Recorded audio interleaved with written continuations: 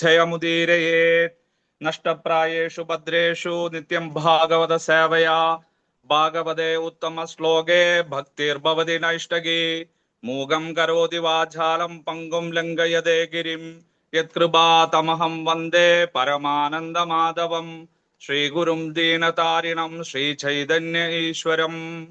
ഓം അജ്ഞാനതിമിരാന്തസ്യ ജ്ഞാനാഞ്ജനശലാകയാ ചക്ഷുരുന്മീലിതം യേന തസ്മൈ ശ്രീഗുരവേ നമഃ. ശ്രീചൈതന്യമനോഭീഷ്ടം സ്ഥാപിതം യേന ഭൂതലേ സ്വയം രൂപകഥാ മഹ്യം ദദാതി സ്വപദാന്തികം. വന്ദേഹം ശ്രീഗുരോ ശ്രീയുതപദകമലം ശ്രീഗുരൂൻ വൈഷ്ണവാംശ്ച ശ്രീരൂപം സാഗ്രജാതം സഹഗണ രഘുനാഥാനിതം തം സജീവം സാദ്വൈതം സാവധൂതം പരിജന സഹിതം കൃഷ്ണ ചൈതന്യദേവം ശ്രീരാധാ കൃഷ്ണപാദാൻ സഹഗണ ലളിത ശ്രീവിശാഖാനിദാംശ്ച.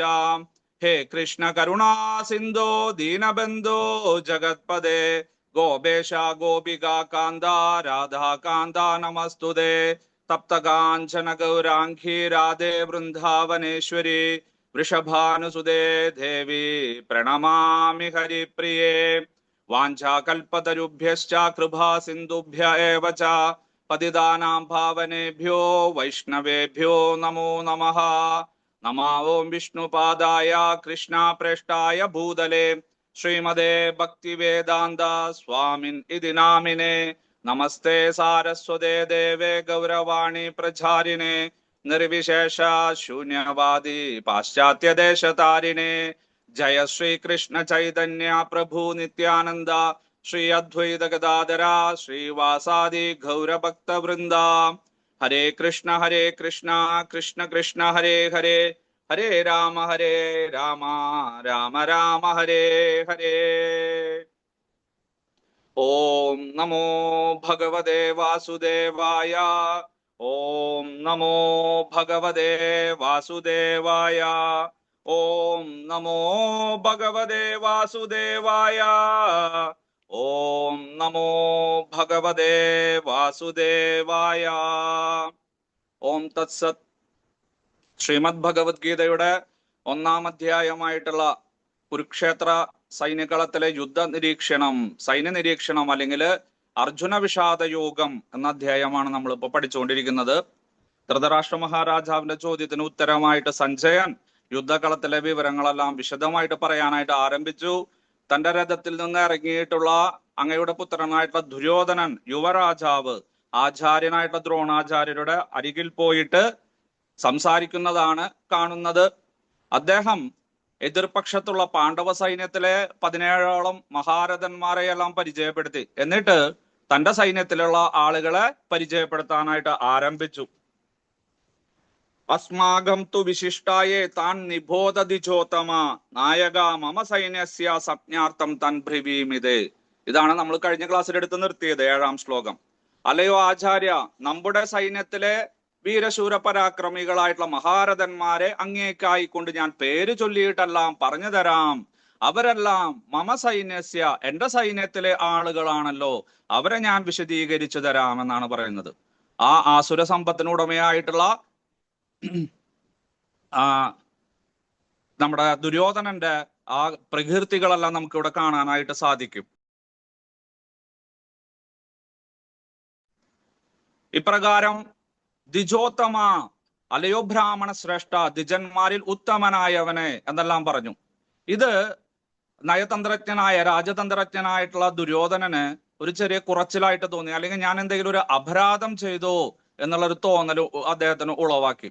ഉടനെ തന്നെ അതിൽ നിന്ന് വിമുക്തി നേടുവാനായിട്ട്, അല്ലെങ്കിൽ ആചാര്യന്റെ ആ ഗുരുത്വദോഷം വരാതിരിക്കാൻ വേണ്ടിയിട്ട് അദ്ദേഹം വളരെ ടാക്ടിക്കായിട്ട്, ഡിപ്ലോമാറ്റിക് ആയിട്ട്, വിദഗ്ധമായിട്ടുള്ള രീതിയിൽ നമ്മുടെ രാഷ്ട്രീയ പ്രവർത്തകരെല്ലാം ചെയ്യുന്ന പോലെ അദ്ദേഹത്തിന് അല്പം സോപ്പിടാനായിട്ട് അദ്ദേഹം പറയുകയാണ്, എന്റെ സൈന്യത്തിലുള്ള ആളുകളെയെല്ലാം ഞാൻ പറഞ്ഞു തരാം. ഭവാൻ ഭീഷ്മശ്ച കർണശ്ച കൃപശ്ച സമിധിം ജയഃ അശ്വത്ഥാമാ വികർണശ്ച സൗമദത്തിസ്തഥൈവ ച. അല്ലയോ ആചാര്യ, ഭവാൻ അങ്ങന്റെ കൂടെയുണ്ടല്ലോ. നോക്കൂ, ഇത്രയും സൂത്രശാലിയായിട്ടുള്ള ബുദ്ധിമാനായിട്ടുള്ള ഒരു വ്യക്തിയെ നിങ്ങൾക്ക് കാണാൻ സാധിക്കില്ല. പക്ഷെ എന്തുകൊണ്ടോ ബുദ്ധി കുറച്ച് കെട്ടുപോയി. എന്തോ ആ ചീത്ത ആളുകളുടെ കൂട്ടുകെട്ട് കാരണമായിരിക്കാം ഒരു പക്ഷെ, അല്ലെങ്കിൽ ജന്മസിദ്ധമായിരിക്കാം, അല്ലെങ്കിൽ മുൻജന്മത്തിലെ കർമ്മദോഷമായിരിക്കാം. എന്തായാലും ബുദ്ധിമാനാണെന്ന് മനസ്സിലായി. കാരണം എന്താണ്? ഭീഷ്മശ്ച ഭവാൻ ഭീഷ്മശ്ച, രണ്ടാമതാണ് സർവ്വസൈന്യാധിപനായിട്ടുള്ള വീരശൂര പരാക്രമയായിട്ടുള്ള സ്വച്ഛന്ത മൃത്യുവായിട്ടുള്ള, അല്ലെങ്കിൽ തന്റെ മുത്തച്ഛന്റെ പേര് പറയുന്നത്. ശരിക്കും ഒരു മുത്തച്ഛന് തന്റെ പേരക്കുട്ടിയോട് വളരെയധികം സ്നേഹവും ബഹുമാനവും ഉണ്ടായിരിക്കും, അച്ഛനേക്കാളും കൂടുതൽ ഉണ്ടായിരിക്കും. നമ്മൾ അങ്ങനെയാണ് കാണുന്നത്. അതുകൊണ്ട് മരിക്കാൻ വരെ തയ്യാറായിട്ടാണ് ഇവിടെ ഭീഷ്മ പിതാമഹൻ ഇരിക്കുന്നത്. എന്നാൽ ആ ഭീഷ്മ പിതാമഹനേക്കാൾ ബഹുമാനവും സ്നേഹവും എനിക്ക് അങ്ങയോടുണ്ട് എന്ന് കാണിക്കാനായിട്ട് അദ്ദേഹത്തിന്റെ പേര് പറയുന്നതിന് മുന്നേ തന്നെ ദ്രോണാചാര്യരുടെ പേര് പറഞ്ഞിരിക്കുകയാണ് ഇവിടെ ചെയ്യുന്നത്. ഭവാൻ, അങ്ങ് എന്റെ കൂടെയുള്ളപ്പോ ഞാൻ എന്തിനു ഭയപ്പെടണം ആചാര്യ? അങ്ങ് സർവശാസ്ത്ര വിശാരദനല്ലേ? എല്ലാം അറിയില്ലേ? അത് താങ്കൾക്ക് ഇന്ദ്രാസ്ത്രവും പൈതമഹാസ്ത്രവും ബ്രഹ്മശിരസും അതുപോലെ തന്നെ ബ്രഹ്മാസ്ത്രവും നാരായണാസ്ത്രവും പാശുപതാസ്ത്രവും എല്ലാം അങ്ങേക്ക് അറിയുന്നതാണ്. പിന്നെന്തിനാ ഞാൻ പേടിക്കുന്നത്? അങ്ങയുടെ സംരക്ഷണത്തിലാണ് ഞാൻ കഴിയുന്നത്, അങ്ങ് ഉള്ളത് കൊണ്ടാണ് ഞാൻ യുദ്ധത്തിന് തന്നെ തയ്യാറായത് എന്ന ഭാവത്തിലാണ് ഇവിടെ സംസാരിക്കുന്നത്. എന്നിട്ട് പറയാ ഭീഷ്മശ്ച, നമ്മുടെ ഭീഷ്മ പിതാമഹനുമുണ്ട്, സർവ്വസൈന്യാധിപനായിട്ടുള്ള അങ്ങുമുണ്ട് എന്റെ സൈന്യത്തില്, എനിക്ക് ആശ്വാസത്തിന് വകയേകുന്നുണ്ട്. കർണശ്ച, എന്റെ സുഹൃത്തായിട്ടുള്ള അംഗരാജാവ് കർണനുണ്ട് നമ്മുടെ കൂടെ. ഇപ്പൊ പങ്കെടുക്കുന്നില്ല, ആള് വരാൻ പോകുന്നതേ ഉള്ളൂ, പക്ഷെ ഞാൻ മരണം വരെ നിന്റെ കൂടെ ഉണ്ടാവും എന്ന് പറഞ്ഞിട്ടുണ്ട്, വാക്ക് കൊടുത്തിട്ടുണ്ട്. അങ്ങനെ കർണനുമുണ്ട്. കൃപശ്ച, അങ്ങയുടെ ഭാര്യയുടെ സഹോദരനായിട്ടുള്ള കൃപാചാര്യരുമുണ്ട്. സമിതിഞ്ജയ, ഇവരെല്ലാം എപ്പോഴും യുദ്ധത്തിൽ ജയിക്കുന്നവരല്ലേ? ധർമ്മയുദ്ധത്തിൽ ജയിക്കുന്നവരാണല്ലോ ഇവരെല്ലാവരും. ആരൊക്കെയും? കൃപാചാര്യര്, കർണൻ, ഭീഷ്മ പിതാമഹൻ, ഭവാൻ, അങ്ങ്, ദ്രോണാചാര്യര്. കാരണം ദുര്യോധനനറിയാം ഇവരെല്ലാവർക്കും, പ്രത്യേകിച്ച് ഭീഷ്മ പിതാമഹനും കൃപാചാര്യർക്കും ദ്രോണാചാര്യർക്കും അതുപോലെ തന്നെ വിതുരരുമെല്ലാം തന്റെ കൂടെയാണ് നിൽക്കുന്നത്. ശരീരം മാത്രമേ ഉള്ളൂ, മനസ്സൊക്കെ എവിടെയാണ്? അതെല്ലാം പാണ്ഡവരുടെ കൂടെയാണെന്ന് അറിയാം, ചെറുപ്പം മുതൽ തന്നെ അറിയാം. അപ്പൊ അതുകൊണ്ട് ശരി, ഇനി അങ്ങനെ എന്തെങ്കിലും ഒരു ചെറിയൊരു ആദരവോ ബഹുമാനമോ ദയോ ദാക്ഷിണമോ അവരോടുണ്ടെങ്കിൽ അതെല്ലാം നിർത്തിയിട്ട് എന്റെ കൂടെ നിൽക്കണം എന്ന് അവസാനമായിട്ട് പറയുകയാണ് ദുര്യോധനൻ ഇവിടെ ഈ വാക്കുകളിൽ കൂടെ ചെയ്യുന്നത്. ഭവാൻ ഭീഷ്മശ്ച കർണശ്ച കൃപശ്ച സമിതിഞ്ജയ, നിങ്ങളെല്ലാവരും യുദ്ധത്തിൽ ജയിക്കുന്നവരല്ലേ, പിന്നെന്തിന് ഞാൻ ഭയപ്പെടണം? നിങ്ങൾ എന്റെ കൂടെയുണ്ടല്ലോ. ഇതുവരെയുള്ള യുദ്ധങ്ങളിലെല്ലാം നമ്മൾ ജയിച്ചുവല്ലോ. അത് ഒരു ബുദ്ധിമോശമാണ്, വിഡ്ഢിത്തരമാണ് പറയുന്നത്. കാരണം ഒന്നോ രണ്ടോ യുദ്ധങ്ങളിൽ ജയിച്ചു എന്നല്ലാണ്ട് എന്തിനു പറയുന്നു? കുറച്ച് ദിവസങ്ങൾക്ക് മുന്നേ ആ വിരാട രാജ്യത്ത് വെച്ചിട്ട് അജ്ഞാതവാസ സമയത്ത് യുദ്ധമൊക്കെ ഉണ്ടായി. അന്നും ഈ സൈന്യ സമേതം തന്നെയാണ് പോയിരിക്കുന്നത്, പാണ്ഡവരെ കണ്ടുപിടിക്കാനും തോൽപ്പിക്കാനുമെല്ലാം. പക്ഷെ അവിടുന്ന് തോറ്റു തുന്നം പാടുകയാണ് ചെയ്തത്. അപ്പൊ ഈ പറയുന്നതിലൊന്നും വലിയ അർത്ഥമൊന്നുമില്ല. എന്നാലും നമ്മൾ പറയുമ്പോ പറയൂലോ, ഞാൻ അങ്ങനെ ചെയ്തിട്ടുണ്ട്, ഞാൻ എങ്ങനെ ചെയ്തിട്ടുണ്ട്, കേമത്തരൊക്കെ നമ്മൾ വിളിച്ചു പറയും ചില സമയത്ത്. പക്ഷെ കുറച്ച് ആളുകൾ പറയാണ്, അവിടെ തോറ്റുല്ലോ പ്രഭു, അവിടെ ശരിക്ക് പ്രവർത്തിക്കാനൊന്നും പറ്റില്ല എന്ന് പറയാം. അത് വേറെ പ്രശ്നങ്ങൾ കൊണ്ടുവന്നതല്ലേ, ഞാൻ എന്റെ കഴിവൊക്കെ ഉപയോഗിച്ചില്ലേ എന്നൊക്കെ പറഞ്ഞിട്ട് അതിനെ ന്യായീകരിക്കാനായിട്ട് ശ്രമിക്കും. അതുപോലെ ഇവിടെ ആചാര്യൻ ഒന്നും തന്നെ പറയുന്നില്ല. ഇത്രയും കാര്യങ്ങളും പറഞ്ഞിട്ടും അദ്ദേഹം മൗനിയായിട്ട് ഭവിക്കുകയാണ് ചെയ്തത്. അപ്പൊ അതുകൊണ്ട് വർദ്ധിച്ച ആ ഉത്സാഹത്തോട് കൂടിയിട്ട് ആചാര്യനിൽ നിന്ന് എന്തെങ്കിലും ഒരു പ്രോത്സാഹജനിതമായിട്ടുള്ള വാക്കുകൾ കിട്ടാൻ വേണ്ടിയിട്ട് അദ്ദേഹം ഭവാൻ ഭീഷ്മശ്ച കർണശ്ച കൃപശ്ച സമിതിഞ്ജയ, യുദ്ധത്തിൽ സദാ വിജയിക്കുന്നവരായിട്ടുള്ള അങ്ങും എന്റെ മുത്തച്ഛനായിട്ടുള്ള ഭീഷ്മ പിതാമഹനും കർണനും അങ്ങയുടെ ഭാര്യയുടെ സഹോദരനായിട്ടുള്ള കൃപാചാര്യരും എന്റെ കൂടെയുണ്ടല്ലോ. പിന്നെ ആരാണ്? അശ്വത്ഥാമ, അങ്ങയുടെ പുത്രനായിട്ടുള്ള അശ്വത്ഥാമാവും എന്റെ കൂടെയുണ്ട്. മകനെ കുറിച്ചിട്ട് പറയുമ്പോൾ ചിലപ്പോ അച്ഛന് കുറച്ച് താല്പര്യമൊക്കെ ഉണ്ടാവും. ഇന്നത്തെ കാലഘട്ടത്തിൽ ചിലപ്പോൾ ഉണ്ടാവില്ല എന്ന് ഒരിക്കും. പക്ഷെ അന്നത്തെ കാലഘട്ടത്തിലൊക്കെ പുത്രൻ പുത്രി എന്നൊക്കെ പറഞ്ഞു കഴിഞ്ഞാൽ വെച്ചാൽ വളരെയധികം ബഹുമാന സ്നേഹമാണ്. അവർക്ക് വേണ്ടിയിട്ട് ജീവിതം ബലി കഴിപ്പിക്കും നമ്മൾ. ഇന്ന് അവരെയെല്ലാം മാനസികവും ശാരീരികവുമായിട്ട് ബുദ്ധിമുട്ടിക്കുന്ന ഒരു കാഴ്ചയാണ് നമ്മൾ കാണുന്നത്, പരസ്പരം അങ്ങോട്ടും ഇങ്ങോട്ടും. പക്ഷെ ഇത് 5250 വർഷങ്ങൾക്ക് മുമ്പ് നടന്ന കഥയാണ്. ഇപ്പൊ പറയാണ് അശ്വത്ഥാമ, അങ്ങയുടെ പുത്രൻ എന്റെ കൂടെയുണ്ട്. അറിയില്ലേ അങ്ങേക്ക്? എല്ലാ കാര്യത്തിലും എപ്പോഴും എന്റെ കൂടെയാണ്, നല്ലതും ചീത്തതും എല്ലാ കാര്യത്തിലും ഉണ്ടാവും. അതുകൊണ്ട് എനിക്ക് ഭയമില്ല.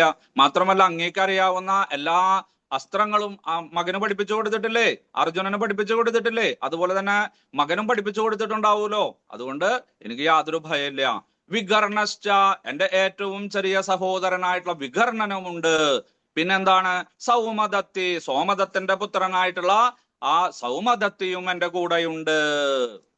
ഇവിടെ മറ്റുള്ള വ്യക്തികളെയെല്ലാം നമുക്കറിയാം. ഭവാൻ, ഭീഷ്മശ്ച, ഭീഷ്മ പിതാമഹന്റെ ജനനമെല്ലാം അറിയാം അല്ലെ.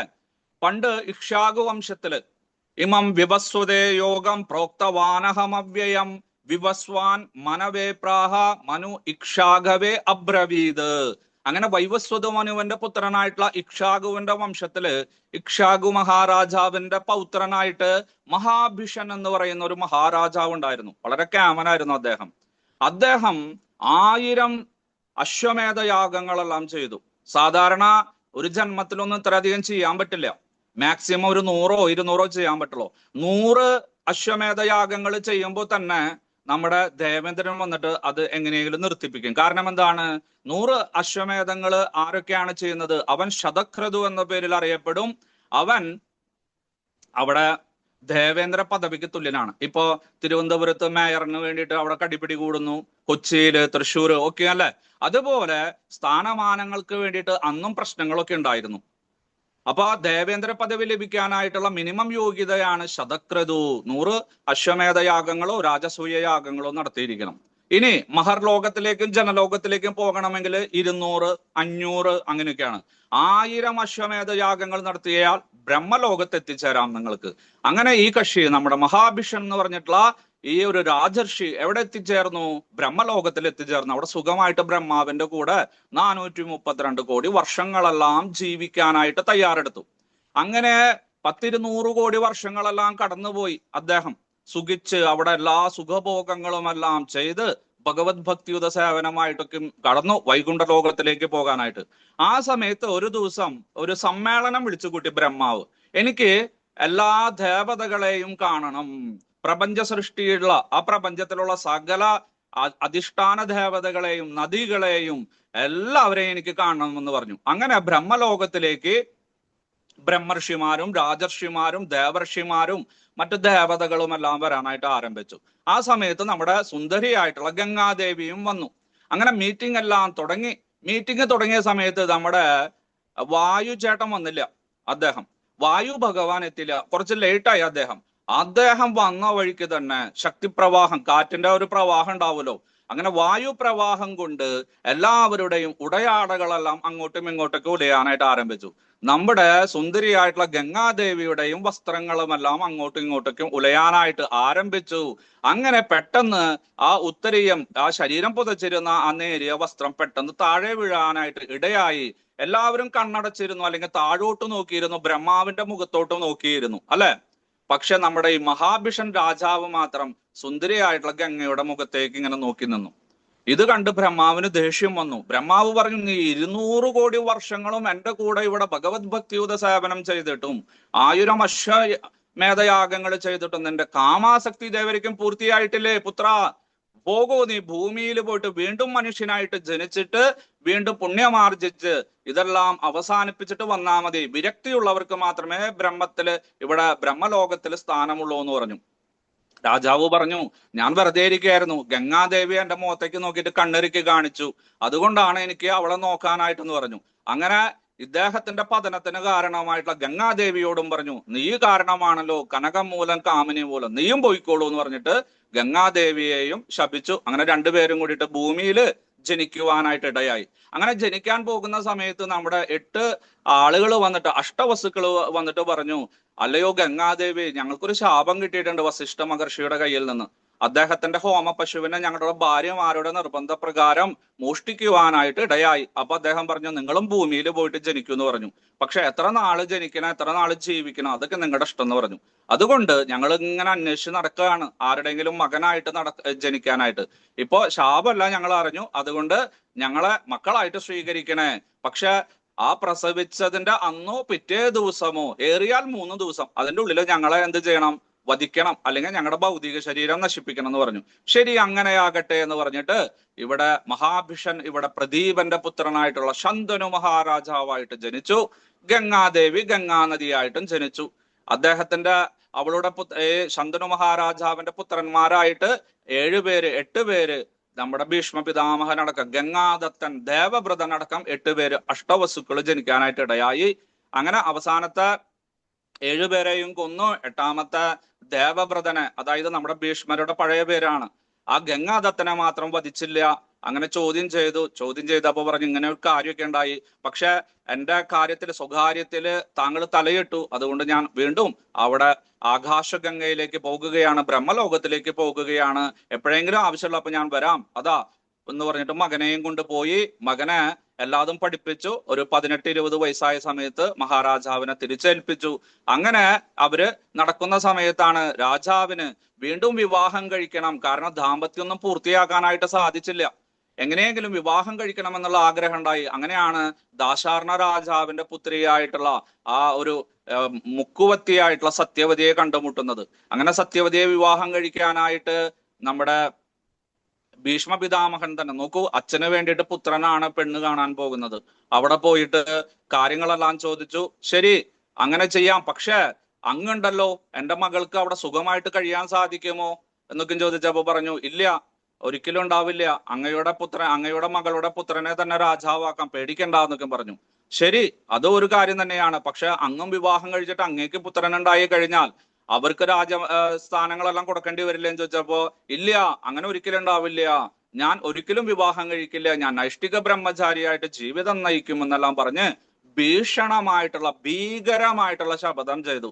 അന്നു മുതൽ അദ്ദേഹം ഭീഷണമായിട്ടുള്ള ശബ്ദം ചെയ്തത് കൊണ്ട് ഭീഷ്മർ എന്നറിയപ്പെട്ടു. അതാണ്. അങ്ങനെ അമ്മയെയും കൊണ്ട് വന്നു.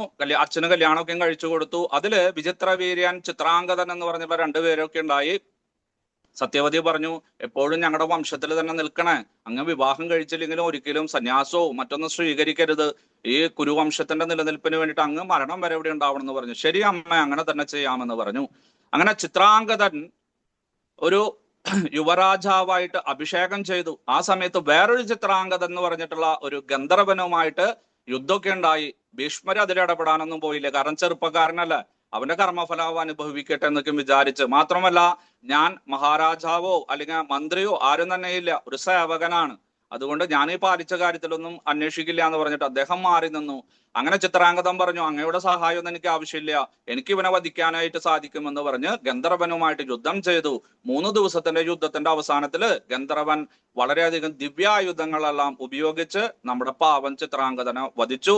അങ്ങനെ വിചിത്രവീര്യനെ, 2ാമത്തെ കുട്ടിയായിട്ടുള്ള വിചിത്രവീര്യനെ അവിടെ യുവരാജാവായിട്ട് അഭിഷേകം ചെയ്യാമെന്ന് വിചാരിച്ചു. പക്ഷെ 18 വയസ്സായിട്ടോ ഉണ്ടായിരുന്നുള്ള കുട്ടിക്ക്.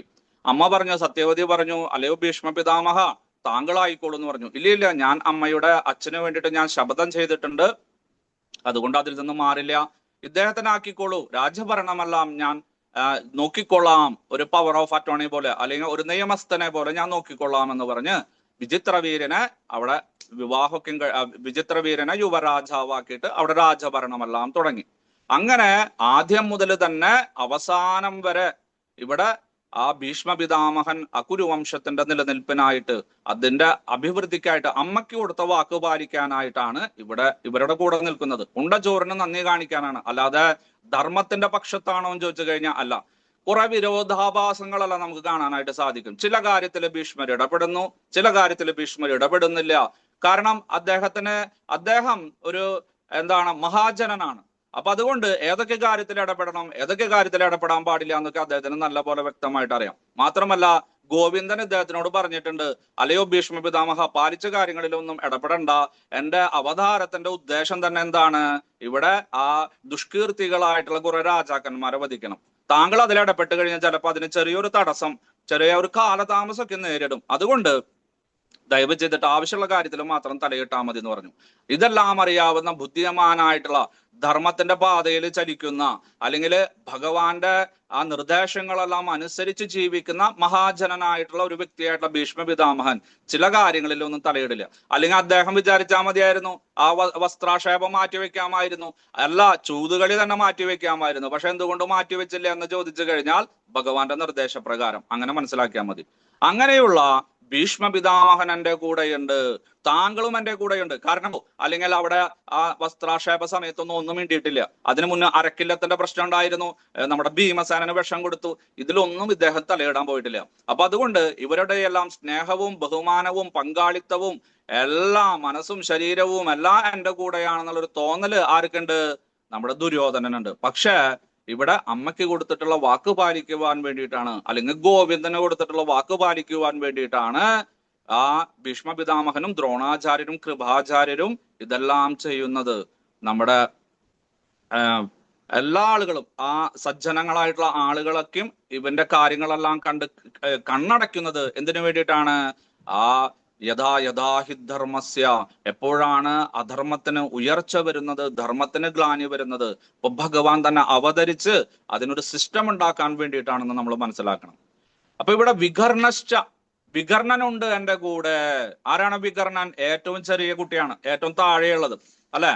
ഇവിടെ വികർണന്റെ പേര് പറയാനായിട്ട് കാരണം എന്തെന്ന് പറഞ്ഞാൽ ചെറിയ കുട്ടിയാണ്, 100 പുത്രന്മാരിലെ ഏറ്റവും ചെറിയവനാണ്. അപ്പൊ ഈ വികർണൻ ഇവരുടെ കൂടെ, ഈ കൗരവരുടെ കൂടേക്കും പോകുന്ന സമയത്ത് അവര് ചെറിയ കുട്ടിയാണ്. എന്ത് പറഞ്ഞാൽ നീ ചെറിയ കുട്ടിയല്ല, ഉണ്ണിയല്ല, നീ ഇതിലൊന്നും ഇടപെടണ്ട, നിനക്ക് അതൊന്നും പറയാറായിട്ടില്ല, നീ അതൊന്നും കേൾക്കാറായിട്ടില്ല. അങ്ങനെ നമ്മുടെ ദുര്യോധനൻ ചേട്ടനും ദുശാസനൻ ചേട്ടനും ദുർമുഖനും ദുഷടനും അങ്ങനെ ഇവര് ഈ കുട്ടിയോട് വലിയ കാര്യങ്ങളൊന്നും പറയില്ല. അവരുടെ ടീമിൽ തന്നെ ചേർക്കാനായിട്ട് താല്പര്യമില്ല. ചെറിയ കുട്ടിയല്ലേ എന്ന് പറഞ്ഞിട്ട്, അവന് പ്രായം വന്നിട്ടില്ല, അവന് മെച്ചൂരിറ്റി വന്നിട്ടില്ല, പക്വത വന്നിട്ടില്ല എന്നൊക്കെ പറയും. അപ്പൊ ഈ കുട്ടി എപ്പോഴും ഇങ്ങനെ നിൽക്കുന്നത് കാണുമ്പോൾ നമ്മുടെ പാവം ആ പ്രതിപക്ഷത്തുള്ള കുറച്ച് ആൾക്കാരുണ്ടല്ലോ, അവര് നമ്മുടെ യുധിഷ്ഠിരൻ ചേട്ടനും ഭീമസേനൻ ചേട്ടനും അർജുനനൊക്കെ പറഞ്ഞു, ഉണ്ണി വായോ ഞങ്ങളുടെ കൂടെ വന്നോ, കുഴപ്പമൊന്നുമില്ല എന്ന് പറയും. അങ്ങനെ ഈ നമ്മുടെ വികർണൻ എപ്പോഴും കൂടെ നടക്കുന്നത് ആരുടെ കൂടെയാണ്? പാണ്ഡവരുടെ കൂടെയാണ് കൂടുതൽ. ആ ഗുരുകുലത്തിന്റെ സമയത്തായിക്കോട്ടെ, ഈ ഹസ്തിനാപുരത്തിലായിക്കോട്ടെ. അങ്ങനെ മുല്ലപ്പൂവും പിടി ഏറ്റുകിടക്കും കല്ലിനമുണ്ടാ സൗരഭ്യം എന്ന് പറഞ്ഞ മാതിരി കുറച്ച് ഗുണങ്ങളെല്ലാം ഈ ധർമ്മപുത്രരുടെയും ഭീമസേനന്റെയും അർജുനന്റെയും നകുലന്റെയും സഹദേവന്റെയും എല്ലാം ഗുണങ്ങൾ കുട്ടിയിലേക്ക് പതുക്കെ പതുക്കെ, സത്യം, ധർമ്മം, നീതി അല്ലെ, അതൊക്കെ വരാനായിട്ട്, ദയ, ദാക്ഷിണം, കൃപ, ഇതെല്ലാം വരാനായിട്ട് ആരംഭിച്ചു. അങ്ങനെ അവൻ നല്ലൊരു കുട്ടിയായിട്ട് വളർന്നു. എന്നാലോ തന്റെ ജ്യേഷ്ഠന്മാരെ കൂടെ നിൽക്കണം, കാരണം കുരുവംശത്തിന്റെ ആളുകളല്ലോ. അതുകൊണ്ട് എപ്പോഴും മനസ്സും ശരീരമൊക്കെ അവിടെ തന്നെയാണ്, പക്ഷെ ഗുണങ്ങൾ പതുക്കെ പതുക്കെ ഇതിൽ വർദ്ധിച്ചു കൊണ്ടിരുന്നു. അങ്ങനെ ഈ ചൂതുകളിയുടെ സമയത്ത്, ചൂതുകളിക്കൊക്കെ ക്ഷണിക്കാനായിട്ട് അച്ഛനോട് നിർബന്ധിക്കുന്ന സമയത്ത് വികർണം പറഞ്ഞു, അല്ല ജ്യേഷ്ഠ, അങ്ങനെ ചെയ്യാൻ പാടില്ല. രാജാക്കന്മാരെല്ലാം ചൂത് കളിച്ചിട്ട് അപകടത്തിൽ പെട്ടിട്ടുണ്ട്, അവര് നാശത്തിലേക്ക് പോയിട്ടുണ്ട്, യുദ്ധത്തിലേക്ക് പോയിട്ടുണ്ട്, നളചരിതമെല്ലാം കേട്ടിട്ടില്ലേ ജ്യേഷ്ഠൻ എന്നൊക്കെ കേട്ടു. മിണ്ടാതിരിയുടെ അവിടെ, കുട്ടികൾക്ക് തോന്നുന്ന വാക്കുകളാണല്ലോ അതിന്റെ വായിൽ വരുന്നത്, മുതിർന്നവരോടാണ് ഇങ്ങനെ സംസാരിക്കുന്നതൊക്കെ എന്ന് പറഞ്ഞിട്ട് അവനെ എപ്പോഴും അടിച്ചമർത്തുന്നതായിട്ട് കാണാൻ സാധിക്കും. അതുപോലെ ഇവിടെ അരക്കില്ലം തീയിടണ സമയത്ത് പറഞ്ഞു, ജ്യേഷ്ഠ അങ്ങനെ ചെയ്യാൻ പാടില്ല, അത് ആദതായികളാണ്, തെമ്മാടികളാണ് അങ്ങനെ ചെയ്യുന്നത്, അങ്ങനെ ചെയ്യാൻ പാടില്ല, വിഷം കൊടുക്കാൻ പാടില്ല എന്നൊക്കെ പറഞ്ഞിട്ട് ഓരോ ധർമ്മവാക്യങ്ങൾ, ആപ്തവാക്യങ്ങളെല്ലാം ഉദ്ധരിക്കുന്നുണ്ട് വികർണൻ. നമ്മുടെ പ്രധാന കഥാപാത്രമാണ്. പിന്നെ ഇവിടെ ദ്രൗപദിയുടെ വസ്ത്രാക്ഷേപ സമയത്ത് അവരെല്ലാവരും നിശബ്ദനായിരിക്കുന്ന സമയത്ത് ഇദ്ദേഹം വികർണൻ എഴുന്നേറ്റ് പറഞ്ഞു, അങ്ങനെ ചെയ്യരുത് ജ്യേഷ്ഠ, സ്ത്രീകളെ പൊതുജനത്തിൽ വെച്ചിട്ട് അപമാനിക്കരുത്. അയ്യോ അന്ധനായിട്ടുള്ള എന്റെ പിതാവേ, അങ്ങ് കാണുന്നില്ലേ ഇവിടെ നടക്കുന്ന കാര്യങ്ങളെല്ലാം എന്ന് പറഞ്ഞിട്ട് വളരെയധികം ശബ്ദത്തോട് കൂടിയിട്ട് അവിടെ സംസാരിക്കുന്ന ഏക വ്യക്തി നമ്മുടെ വിദുരരും വികർണനുമാണ്. വിശേഷേണ രണ്ടുപേർക്കും ബുദ്ധിയുള്ളത് കൊണ്ട് രണ്ടുപേരും ഇവിടെ പറയുന്നതായിട്ട് കാണാം. അപ്പൊ യുദ്ധത്തിന്റെ ആരംഭത്തിൽ എല്ലാവരും വിചാരിച്ചു വികർണൻ ഉണ്ടാവില്ല കേട്ടോ ഇവരുടെ കൂടെ. വികർണൻ ആ പ്രതിപക്ഷത്തേക്ക് പോകും, എതിർപക്ഷത്തേക്ക് പോകും.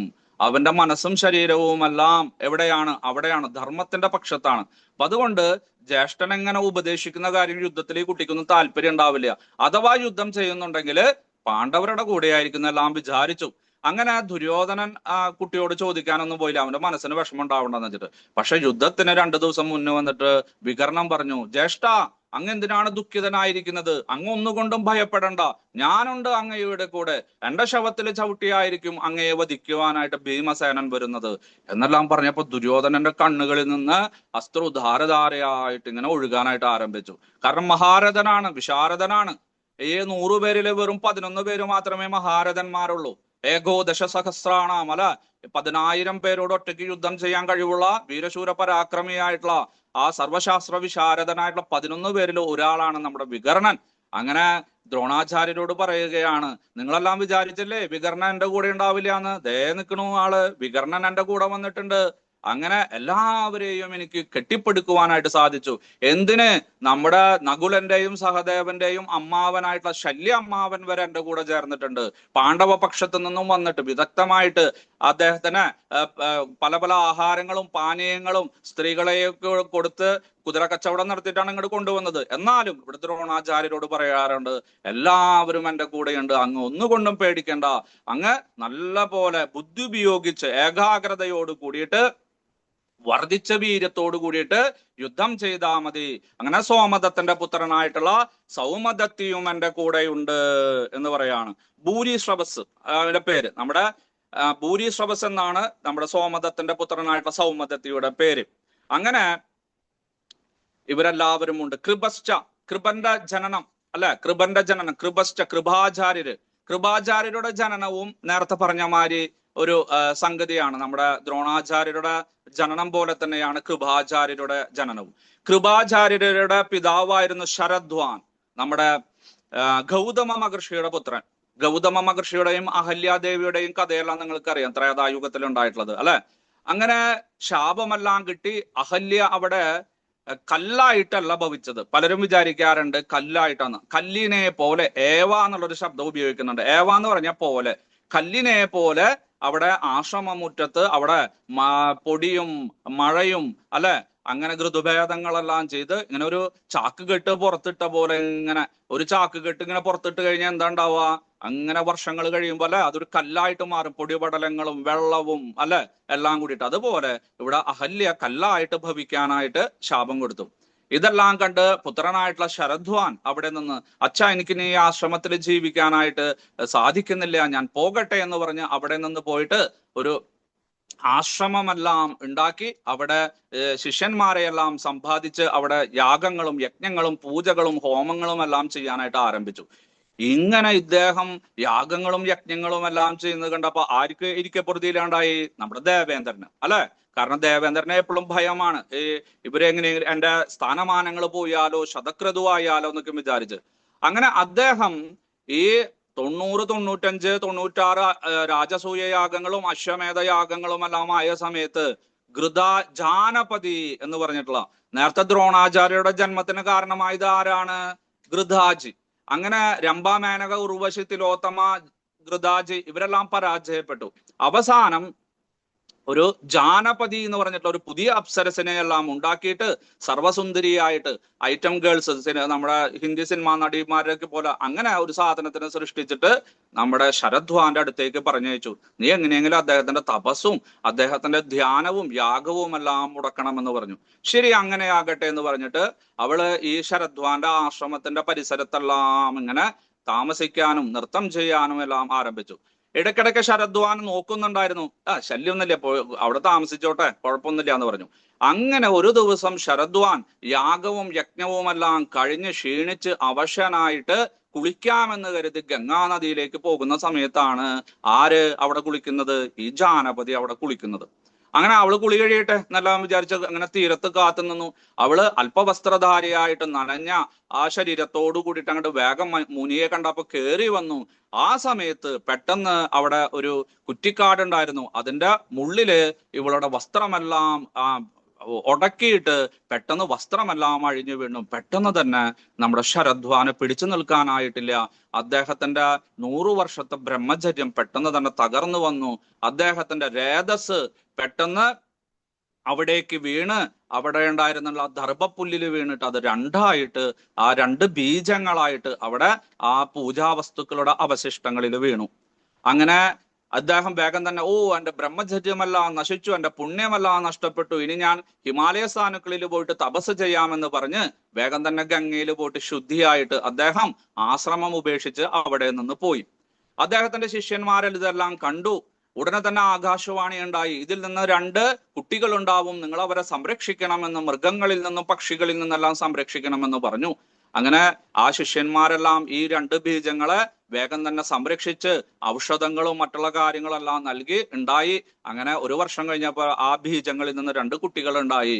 അങ്ങനെ അവിടെ ശന്തനു മഹാരാജാവ് നായാട്ടിനായി വന്ന സമയത്ത് ശിഷ്യന്മാരെ ഉണ്ടായ കാര്യങ്ങളെല്ലാം പറഞ്ഞു. നോക്ക്, ഇങ്ങനെ ഉണ്ടായിട്ടുണ്ട്, ചെറിയ കുട്ടികളാണ്, ഇവരെ നല്ലപോലെ സംരക്ഷിക്കണം, വസ്ത്രങ്ങളും അതുപോലെ തന്നെ ഭക്ഷണമൊക്കെയും കൊടുക്കണം, ഒരു മാതൃത്വം വേണം ഇവർക്ക്. അതിവിടെ ആരുമില്ല അങ്ങനെ, അതുകൊണ്ട് രാജാവെ അങ്ങ് കൊട്ടാരത്തിലേക്ക് കൊണ്ടുപോയിക്കോളൂ എന്ന് പറഞ്ഞു. ശരി, അങ്ങനെ ആകട്ടെ എന്ന് പറഞ്ഞ് ശരദ്വാന്റെ ആ ബീജത്തിൽ നിന്ന് ഉത്പാദിപ്പിച്ച ആൺകുട്ടിയെയും പെൺകുട്ടിയെയും അങ്ങനെ ശന്തനു മഹാരാജാവ് കൊട്ടാരത്തിൽ കൊണ്ടുപോയിട്ട് കൃപയോട് കൂടിയിട്ട് വളർത്തി. അങ്ങനെ രാജാവിന്റെ കൃപയാൽ വളർന്നതിനാൽ ആൺകുട്ടിക്ക് കൃപരെന്നും പെൺകുട്ടിക്ക് കൃപി എന്നും പേരിട്ടു. അങ്ങനെ കൗരവ വംശത്തിന്റെ അല്ലെങ്കിൽ ഹസ്തിനാപുരത്തിലെ കുലഗുരുവായിട്ട് കൃപാചാര്യരെ അവരോധനം ചെയ്തു. അങ്ങനെ ദ്രോണാചാര്യര് വരണ വരെ എല്ലാ വേദശാസ്ത്ര പുരാണങ്ങളും എല്ലാം പഠിപ്പിച്ചിരുന്നത് നമ്മുടെ കൃപാചാര്യരായിരുന്നു. ദ്രോണാചാര്യർ വന്നപ്പോ പിന്നെ ആ പദവി അദ്ദേഹം ഏറ്റെടുത്തു. ഈ കൃപാചാര്യരുടെ സഹോദരിയായിട്ടുള്ള കൃപിയെയാണ് ആര് വിവാഹം കഴിച്ചിരിക്കുന്നത്? ദ്രോണാചാര്യർ വിവാഹം കഴിച്ചിരിക്കുന്നത്. അതുകൊണ്ട് ഇവിടെ പറയുന്നു, അങ്ങുണ്ടല്ലോ, കർണനുണ്ടല്ലോ, ഭീഷ്മപിതാമഹനുണ്ടല്ലോ, പിന്നെ സർവശാസ്ത്ര വിശാരദനായിട്ടുള്ള ശരദ്വാന്റെ പുത്രനായിട്ടുള്ള കൃപാചാര്യനും എന്റെ കൂടെയുണ്ട്, പിന്നെ ഞാൻ എന്തിനു പേടിക്കണം ആചാര്യ എന്ന് പറഞ്ഞിട്ട് ഇവിടെ തന്റെ കൂടെയുള്ള ആളുകളുടെ എണ്ണം പറഞ്ഞിട്ട് നമ്മുടെ ആചാര്യനെ പ്രോത്സാഹിപ്പിക്കുകയാണ് ചെയ്തത്. പക്ഷെ ഇവിടെ ഒരു പ്രശ്നം വരുന്നുണ്ട്. കാരണം പാണ്ഡവ പക്ഷത്തുള്ള ആളുകളുടെ പേരെല്ലാം പറഞ്ഞപ്പോൾ നമ്മൾ വളരെയധികം ആളുകളുടെ പേര് കണ്ടു. 17ഓളം മഹാരഥന്മാരുടെ പേരുകളും പ്രത്യക്ഷമായിട്ടും പരോക്ഷമായിട്ടും വേറെയും കുറച്ച് ആളുകളുടെ പേരുകളെല്ലാം പറഞ്ഞു. പക്ഷെ ഇവിടെ നോക്കുകയാണെങ്കിൽ വിരലിലെണ്ണാവുന്ന ആളുകളുടെ പേര് മാത്രമേ ഇവിടെ പറഞ്ഞിട്ടുള്ളൂ. കാരണം വേറെ ആരും തന്നെ കാണാനില്ല. എന്നാലും പെട്ടെന്ന് മനസ്സിൽ വരുന്നില്ല. കാരണം ആരൊക്കെയാണ് തൻ്റെ കൂടെ നിൽക്കുന്നത്, ആരൊക്കെയാണ് എതിർപക്ഷത്തുള്ളത്? അല്ലെ, ഇവിടെ എൻ്റെ കൂടെ നിൽക്കുന്നുണ്ടെങ്കിലും മനസ്സും ശരീരവും മനസ്സും ആ ബുദ്ധിയും എല്ലാം അവരുടെ കൂടെയാണെന്ന്. അപ്പൊ ആരുടെയും തന്നെ പേര് അങ്ങോട്ട് എടുക്കാൻ പറയാൻ പറ്റണില്ല. അല്ലെ, എപ്പോഴും അങ്ങനെയാണ് രാഷ്ട്രീയപരമായിട്ട്. അല്ല, കുറെ ആളുകളൊക്കെ ഉണ്ടാവും, പക്ഷെ ഏത് സമയത്താ പത്രപ്രസ്താവന നടത്തിയിട്ട് എതിർ കക്ഷിയിലേക്ക് ചേരാന്ന് നമുക്ക് പറയാൻ പറ്റില്ല. ചെറിയൊരു തെറ്റ് മതി, അല്ലെ, എന്തെങ്കിലും സ്ഥാനമാനങ്ങൾ കുറഞ്ഞ ഉടനെ തന്നെ രാജിവെച്ച് പ്രതിപക്ഷത്തെ ചേരുക, അങ്ങനെ ഒരു വർഷങ്ങളായിട്ട് നടക്കുന്ന ഒരു കാര്യമാണ്. അത് പണ്ട് കാലത്തും ഉണ്ടായിരുന്നു. അതുകൊണ്ട് ഇവിടെ ദുര്യോധനന് ആരുടെയും മുഖത്ത് നോക്കാനോ അല്ലെങ്കിൽ ആരൊക്കെയാണ് എൻ്റെ കൂടെയുള്ളത് എന്ന് പറയാനായിട്ട് കുറച്ചു നേരം ഇവിടെ നിൽക്കേണ്ടി വന്നു. ഉടനെ തന്നെ ബുദ്ധിമാനായിട്ടുള്ള അദ്ദേഹം പറഞ്ഞു, ശ്ലോകം 9 അന്യേച ബഹവശൂരാ മദർത്തെ തക്ത ജീവിതാഹ നാനാശസ്ത്ര പ്രഹരണാഹ സർവേ യുദ്ധ വിശാരദാഹ. വിവർത്തനം: അല്ലയോ ആചാര്യ, എനിക്ക് വേണ്ടി സ്വജീവിതം അർപ്പിക്കുവാൻ ഒരുങ്ങി വന്നവരായിട്ട് ഇനിയുമുണ്ട് പല വീരയോദ്ധാക്കളും, നാനാവിധത്തിലുള്ള ആയുധങ്ങൾ കൈവശമുള്ളവരും സമരമുറകളിൽ സുപരിചിതരുമാണവർ. ഇതിന്റെ ആശയ വിശദീകരണം, ഭാവാർത്ഥം, പർപ്പൺ. ജയദ്രഥൻ, കൃതവർമാവ്, ശല്യർ തുടങ്ങിയവരും മറ്റുള്ളവരും ദുര്യോധനനു വേണ്ടി ജീവൻ ബലി കൊടുക്കാൻ തയ്യാറായി വന്നിരിക്കുകയാണ്. മറ്റൊരു വിധത്തിൽ പറയുകയാണെങ്കിൽ പാപിയായ ദുര്യോധനന്റെ പക്ഷത്ത് ചേർന്നത് കൊണ്ട് തന്നെ കുരുക്ഷേത്ര യുദ്ധത്തിൽ അവർ കൊല്ലപ്പെടുമെന്ന് തീർച്ചയായി കഴിഞ്ഞു. എങ്കിലും ഈ സുഹൃത്തുക്കളുടെ ഏകോപിച്ച ബലം തനിക്ക് വിജയം നേടിത്തരുമെന്ന് ദുര്യോധനൻ വിശ്വസിക്കുന്നു. പേരുകളെല്ലാം കിട്ടാണ്ടായപ്പോ ശരി, കുറെ ആളുകളുണ്ട്, അങ്ങനെ പറഞ്ഞാൽ മതിയല്ലോ എന്ന് വിചാരിച്ചിട്ട് ആചാര്യനോട് പറയുകയാണ്. നോക്കിത് രഹസ്യമായിട്ടാണ് പറയുന്നത് കേട്ടോ, അതുകൊണ്ട് പേടിക്കാനില്ല. പരസ്യമായിട്ട് പറയുമ്പോഴാണ്, സഭാമധ്യത്തിൽ പറയുമ്പോഴാണ് ചിലപ്പോ തന്റെ പോരായ്മകള് അല്ലെ അതൊക്കെയും പുറത്തേക്ക് വരുന്നത്. ഇതിപ്പോ രഥത്തിൽ നിന്ന് ഇറങ്ങിയിട്ട് ശബ്ദകലുഷിതമായിട്ടുള്ള അന്തരീക്ഷത്തില് ദ്രോണാചാര്യരുടെ ആരികയിൽ നിന്ന് രഹസ്യമായിട്ട് പറയുന്നത് കൊണ്ട് ആരും കേൾക്കാനൊന്നും പോണില്ല. അതും ദുര്യോധനൻ അറിയാം. അതുകൊണ്ടാണ് അദ്ദേഹം അടുത്തേക്ക് പോയിട്ട് സംസാരിക്കാമെന്ന് വിചാരിച്ചത്. അല്ലയോ ആചാര്യ, അന്യേച്ച ബഹവാശൂര, ശൂരന്മാര് ശൃണന്തി ഇത് ശൂരാഹ, ഹിംസിക്കുവാനായിട്ട് അല്ലെ യാതൊരു ലജ്ജയില്ലാതെ തലയറക്കുവാനായിട്ട് കെൽപ്പുള്ളവരായിട്ട് ബഹവഹ അന്യേച്ച, അനേകം ആളുകള്. പറഞ്ഞു കഴിഞ്ഞാണെന്ന് വെച്ചാൽ കുറെ സമയം എടുക്കും. അത്രയധികം ആളുകള് നമ്മുടെ മദർത്തെ തെക്ത ജീവിതാഹ, എനിക്ക് വേണ്ടിയിട്ട് ജീവിതം ബലി കഴിക്കാൻ ഒരുങ്ങി വന്നവരായിട്ടുണ്ട്. അത് ഒരു കരിനാക്ക് പോലെയായി, അല്ല അപശകുനം പോലെയായി. അങ്ങനെ പറയാൻ പാടില്ലായിരുന്നു, പക്ഷെ ദുര്യോധനന്റെ വായിൽ നിന്നെല്ലാം വീണു. എന്താണ്? മദർത്തെ തെക്ത ജീവിതാഹ, എനിക്ക് വേണ്ടിയിട്ട് ജീവിതം ബലി കഴിക്കാനായിട്ട്, എനിക്ക് വേണ്ടി ജീവിതം അവസാനിപ്പിക്കാനായിട്ട് കുറെ ആളുകൾ വന്നിട്ടുണ്ട്. അതേപോലെ തന്നെ ആരെങ്കിലും തിരിച്ചുപോയോ? ഇല്ല. കൗരവ പക്ഷത്തുള്ള കുറച്ച് ആളുകളും പാണ്ഡവ പക്ഷത്തുള്ള കുറച്ച് ആളുകളും മാത്രമേ അവശേഷിക്കുന്നുള്ളൂ. ബാക്കി എല്ലാവരും യുദ്ധത്തിൽ മരിച്ചു, ലക്ഷക്കണക്കിന് ആളുകൾ. അതുകൊണ്ട് മദർത്തേ തെക്ത ജീവിതാഹ, എനിക്ക് വേണ്ടിയിട്ട് നോക്കൂ, വീണ്ടും ആ സുരിക സമ്പത്തിന്റെ ഉടമയായിട്ടുള്ള ദുര്യോധനന്റെ വാക്കുകള്. മദർത്തെ, എനിക്ക് വേണ്ടി, നമ്മൾക്ക് വേണ്ടിയിട്ട്, ഞങ്ങൾക്ക് വേണ്ടിയിട്ടൊന്നല്ല, എനിക്ക് വേണ്ടിയിട്ട് അല്ല. തെറ്റാണത്, മൂഢത്തരമാണ്. കാരണം ഭയന്നിട്ടാണ്. യുദ്ധത്തിൽ പങ്കെടുത്തില്ലെങ്കിൽ ഇവൻ തന്നെ കൊല്ലും, ചാരന്മാരെ വിട്ടിട്ട്, അല്ലെങ്കിൽ ഇവന്റെ കൈകൊണ്ട് തന്നെ മരിക്കേണ്ടി വരും. അതുകൊണ്ട് ധർമ്മയുദ്ധത്തിൽ മരിക്കാം, ഭഗവാനെ കണ്ടുകൊണ്ട് മരിക്കാം, അല്ലെങ്കിൽ കുരുക്ഷേത്ര ഭൂമിയിൽ മരിച്ചു കഴിഞ്ഞാൽ വീരസ്വർഗം പ്രാപിക്കുന്നത്. ഒരു വീരക്ഷത്രിയന്റെ ഏറ്റവും വലിയ ആഗ്രഹമാണ് വീരസ്വർഗത്തിൽ പോകുക, അവിടെ ഇഹലോകത്തിലുള്ള സുഖം പരലോകത്തിലും കിട്ടുക എന്നത്. അല്ലാതെ ദുര്യോധനന് വേണ്ടിയിട്ടൊന്നല്ല ശരിക്കും വന്നിരിക്കുന്നത്. കുറച്ച് ആളുകൾ മാത്രമേ ദുര്യോധനന്റെ ഇഷ്ടം കാമിച്ചുകൊണ്ട് വന്നിട്ടുള്ളൂ. ബാക്കി എല്ലാവരും ഭയപ്പെട്ടുകൊണ്ട്, അല്ലെങ്കിൽ വീരസ്വർഗം പ്രാപിക്കാനുള്ള ആഗ്രഹം കൊണ്ടാണ് വന്നിരിക്കുന്നത്. നാനാ ശസ്ത്രപ്രഹരണാഹ, പല വിധത്തിലുള്ള അസ്ത്രങ്ങളും ശസ്ത്രങ്ങളും എല്ലാം ഉപയോഗിക്കാൻ അറിയാം. അസ്ത്രം എന്ന് പറഞ്ഞെന്ന് വെച്ച് കഴിഞ്ഞാൽ ദൂരെയുള്ള ആളുകളെ വധിക്കാൻ, ശസ്ത്രം എന്ന് പറഞ്ഞെന്ന് വെച്ചാൽ അടുത്തുള്ള ആളുകളെ വധിക്കാനായിട്ട്. അങ്ങനെ രണ്ടു തരത്തിലുള്ള ആയുധങ്ങളാണ് അല്ലെ. വാള്, കത്തി, ശൂലം, കടാര, ഗദ, മുസല്ലാം, ഉറുമി, പരിച, അമ്പും വില്ലും, അങ്ങനെ പലതരം ആയുധങ്ങളുണ്ട്. അത് ചിലതെല്ലാം വളരെ ദൂരെയുള്ളവര്, ധനുസ്, അസ്ത്രം, തൃശൂലം, വേല്, അതുപോലെ തന്നെ ശൂലം, ഇതൊക്കെ വളരെ ദൂരെയുള്ള. അടുത്തുള്ളത് കത്തി, കടാര, വാള്, പരിച, ഉറുമി, ഇതൊക്കെ തൊട്ടടുത്തുള്ള ആളുകൾ ഉപയോഗിക്കാൻ. ഇങ്ങനെ നാനാ ശസ്ത്രപ്രഹരണാഹ, പല വിധത്തിലുള്ള അസ്ത്രങ്ങളും ശസ്ത്രങ്ങളും എല്ലാം പ്രഹരിക്കുവാനായിട്ട്, ഉപയോഗിക്കുവാനായിട്ട് ഇവർക്കെല്ലാവർക്കും അറിയാം. മാത്രമല്ല സർവേ യുദ്ധ വിശാരദാഹ, പലതരത്തിലുള്ള യുദ്ധങ്ങള്, പകൽ യുദ്ധം, രാത്രി യുദ്ധം, അല്ല ദ്വന്ദ്വ യുദ്ധം, അസ്ത്രങ്ങൾ ഉപയോഗിച്ചുള്ള യുദ്ധം, മുസല്ലം ഉപയോഗിച്ചുള്ള യുദ്ധം, ഇരുമ്പുലൊക്കെ ഉപയോഗിച്ചിട്ടുള്ളത്, ഗദ ഉപയോഗിച്ചുള്ളത്, മുഷ്ടി യുദ്ധം, ഇങ്ങനെ എല്ലാ യുദ്ധങ്ങളും 18 തരം യുദ്ധങ്ങളുണ്ട്. ഈ 18 തരം യുദ്ധങ്ങളും അറിയുന്നവരും 18 തരം ആയുധങ്ങളും ഉപയോഗിക്കാൻ അറിയുന്നവരാണ് ഇവരെയുള്ളവര്. ആരൊക്കെയാണത്? ജയദ്രഥനുണ്ട്. നമ്മുടെ കഴിഞ്ഞ ശ്ലോകത്തില്, 8ാം ശ്ലോകത്തില്, ചില പുസ്തകത്തില് അശ്വത്ഥാമാവികർണശ്ച സൗമദത്തി ജയദ്രഥ അങ്ങനെ കാണാനുണ്ട്. ഒരു പാഠഭേദം കാണാനുണ്ട്. കുഴപ്പമില്ല, തെറ്റൊന്നും പറയാനില്ല അതില്. ചിലതില് സൗമദത്തി തദൈവച, അങ്ങനെ 2 പാഠഭേദങ്ങൾ കാണാനായിട്ട് സാധിക്കും. അതില് ജയദ്രഥനന്റെ കൂടെയുണ്ട്. ജയദ്രഥൻ തന്റെ ഏക സഹോദരിയായിട്ടുള്ള ദുഷളയുടെ ഭർത്താവ്. അവിടെ സിന്ധു രാജ്യത്തെ രാജാവായിരുന്നു നമ്മുടെ ജയദ്രഥൻ. ജയദ്രഥന്റെ അച്ഛൻ വൃദ്ധക്ഷത്രനായിരുന്നു സിന്ധു ദേശത്തെ. അദ്ദേഹം ഈ ജയദ്രഥൻ ഉണ്ടായ സമയത്ത് വീരശൂരപരാക്രമിയായിട്ടുള്ള ഒരു ആളിൽ നിന്ന് തന്റെ മകൻ മരിക്കും എന്ന് മനസ്സിലാക്കി വൃദ്ധക്ഷത്രൻ. അദ്ദേഹം എന്ത് ചെയ്തു? വേഗം തന്നെ തന്റെ പുത്രന് ജയദ്രഥനെ രാജ്യമേൽപ്പിച്ചുകൊണ്ട് അദ്ദേഹം കാശിയിൽ പോയിട്ട് തപസ് ചെയ്ത് പരമേശ്വരനെ പ്രത്യക്ഷപ്പെടുത്തി. മഹാദേവനോട് ചോദിച്ചു, മഹാദേവൻ എനിക്ക് വരം തരണമെന്ന് പറഞ്ഞു. എന്താ വരം വേണ്ടെന്ന് പറഞ്ഞു? ആരുടെ കൈകൊണ്ടാണ് എൻ്റെ മകന്റെ ശിരസ് പൊട്ടുന്നത്, നിലം പതിക്കുന്നത്, അല്ലെങ്കിൽ ആര് കാരണമാണ് എൻ്റെ മകന്റെ ശിരസ് നിലത്ത് വീഴുന്നത്, അവരുടെ തല പൊട്ടിത്തെറിക്കണമെന്ന് പറഞ്ഞു. അങ്ങനെ മഹാദേവൻ പറഞ്ഞു, തദാസ്തു, അങ്ങനെ തന്നെ ആകട്ടെ എന്ന് പറഞ്ഞു. അങ്ങനെ ഇദ്ദേഹം ഇവിടെ നാട്ടിൽ വന്നിട്ട് പറഞ്ഞു, ആരെങ്കിലും എൻ്റെ മകന്റെ ശിരസ് നിലത്തിട്ട് കഴിഞ്ഞാൽ, ആര് കാരണമാണ് എൻ്റെ മകന്റെ ശിരസ് നിലത്ത് വീഴുന്നത്, അവന്റെ തല പൊട്ടിത്തെറിക്കുമെന്നുള്ള വരം കിട്ടിയിട്ടുണ്ട്. അതുകൊണ്ട് ആരും എൻ്റെ മകനെ വധിക്കുവാനായിട്ട് തയ്യാറെടുക്കരുത് എന്നൊക്കെ പറഞ്ഞു. എല്ലാവരും പേടിച്ചു. അങ്ങനെ ആരും തന്നെ ഇദ്ദേഹത്തിനെ ഉപദ്രവിക്കാനായിട്ട് വന്നില്ല. ഇതെല്ലാം കേട്ട് കണ്ട് ജയദ്രഥൻ വളരെ പരാക്രമിയായിട്ട് തീർന്നു. അവൻ ഇവിടെ ദുര്യോധനന്റെ സഹോദരിയായിട്ടുള്ള ദുഷളയെല്ലാം വിവാഹം കഴിച്ചു. അങ്ങനെ അദ്ദേഹത്തിന്റെ കൂടെ അധർമ്മങ്ങളിലെല്ലാം ഏർപ്പെട്ടു. പാഞ്ചാലിയെ ഉപദ്രവിക്കാനും ഈ പാണ്ഡവരെ ഉപദ്രവിക്കാനും എല്ലാം ആരംഭിച്ചു. അങ്ങനെ ഇവിടെ യുദ്ധം ആരംഭിച്ച സമയത്ത് നമ്മുടെ സുഭദ്രാപുത്രനായിട്ടുള്ള അഭിമന്യുവിനെ പത്മവ്യൂഹത്തിലെല്ലാം കുടുക്കിയിട്ട് വധിക്കുവാനായിട്ട് മുൻകൈയെടുത്തത് ആരായിരുന്നു? ജയദ്രഥനായിരുന്നു. അങ്ങനെ ജയദ്രഥനെ നാളെ സൂര്യാസ്തമയത്തിന് മുമ്പ് ഞാൻ വധിക്കുമെന്നെല്ലാം ഇവിടെ ദൃഢപ്രതിജ്ഞ ചെയ്തു. അല്ലെങ്കിൽ ഞാൻ അഗ്നികുണ്ഡത്തിൽ ചാടി മരിക്കുമെന്ന് നമ്മുടെ അർജുനൻ ഘോരമായിട്ടുള്ള പ്രതിജ്ഞയെല്ലാം എടുത്തു. രാവിലെ തന്നെ യുദ്ധം ആരംഭിച്ചു. വളരെ വലിയൊരു സൈന്യ വിവാഹം തന്നെ ആരുടെ ചുറ്റും അണിനിരന്നു? ജയദ്രഥന്റെ ചുറ്റും. അർജുനന് അതിന്റെ പരിസരത്ത് പോലും അടുക്കാനായിട്ട് സാധിച്ചില്ല. കാരണം സർവമഹാരഥന്മാരും ഈ ജയദ്രഥന്റെ ചുറ്റും കൂടി നിന്നു. കാരണം എന്താണ്? സൂര്യാസ്തമയത്തിന് മുമ്പ് ജയദ്രഥനെ വധിച്ചില്ലെങ്കിൽ അർജുനൻ തീയിൽ ചാടിയിട്ട് അഗ്നികുണ്ഡത്തിൽ ചാടി മരിക്കും. അപ്പൊ പിന്നെ യുദ്ധം കഴിഞ്ഞു എന്ന് തന്നെ വിചാരിക്കാം. കാരണം ആ ശത്രുപക്ഷത്തെ ഏറ്റവും വലിയ വീരയോദ്ധാവാണ്, ഏറ്റവും ഉയർന്ന ഒരു യോദ്ധാവാണ് നമ്മുടെ അർജുനൻ ഉള്ളത് കൊണ്ട് തന്നെയാണ് യുധിഷ്ഠിരൻ യുദ്ധത്തിന് തന്നെ ഇറങ്ങി പുറപ്പെട്ടത്. അപ്പൊ അതുകൊണ്ട് അർജുനനില്ലെങ്കിൽ പാണ്ഡവപക്ഷം തകർന്നു എന്ന് എല്ലാവർക്കും അറിയാം. അതുകൊണ്ട് ആ സന്ധ്യാസമയം വരെ, സൂര്യാസ്തമിക്കുന്നത് വരെ ജയദ്രഥനെ സംരക്ഷിക്കുക.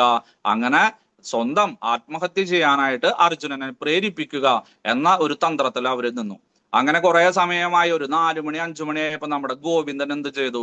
പതുക്കെ തന്റെ സുദർശന ചക്രം ഉപയോഗിച്ച് ആ സൂര്യബിംബത്തെ ഒന്ന് മറച്ചു. എല്ലാവരും വിചാരിച്ചു ഇന്നത്തെ പോലെ വാച്ചോ ഘടികാരമോ ടൈം പീസോ മൊബൈൽ ഫോണൊന്നും ഉണ്ടായിരുന്നില്ല.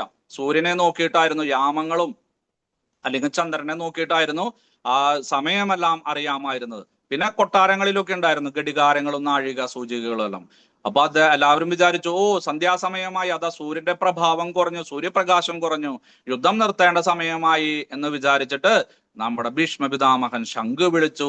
ഉടനെ തന്നെ എല്ലാവരും വിജയശ്രീലാളിതരായിട്ട് ആ ബലേബേഷ് ബലേബേഷ്, നമുക്കെല്ലാവർക്കും അർജുനന്റെ അന്ത്യം കാണാൻ പോകാമെന്നെല്ലാം പറഞ്ഞു. ജയദ്രഥനും സന്തോഷമായി. എല്ലാവരും ആയുധങ്ങളെല്ലാം കീഴേ വെച്ചു. എല്ലാവരും സന്തോഷം കൊണ്ട് നൃത്തം ചെയ്യാനായി ആരംഭിച്ചു. ഗോവിന്ദൻ പതുക്കെ സുദർശന ചക്രത്തെ പിൻവലിച്ചു. വീണ്ടും പ്രകാശം പഴയ പോലെ തന്നെ വന്നു. എല്ലാവർക്കും മനസ്സിലായി, കബളിപ്പിക്കപ്പെട്ടു. അപ്പോഴേക്കും ആളുകളുമെല്ലാം ഛിന്ന ഭിന്നമായി.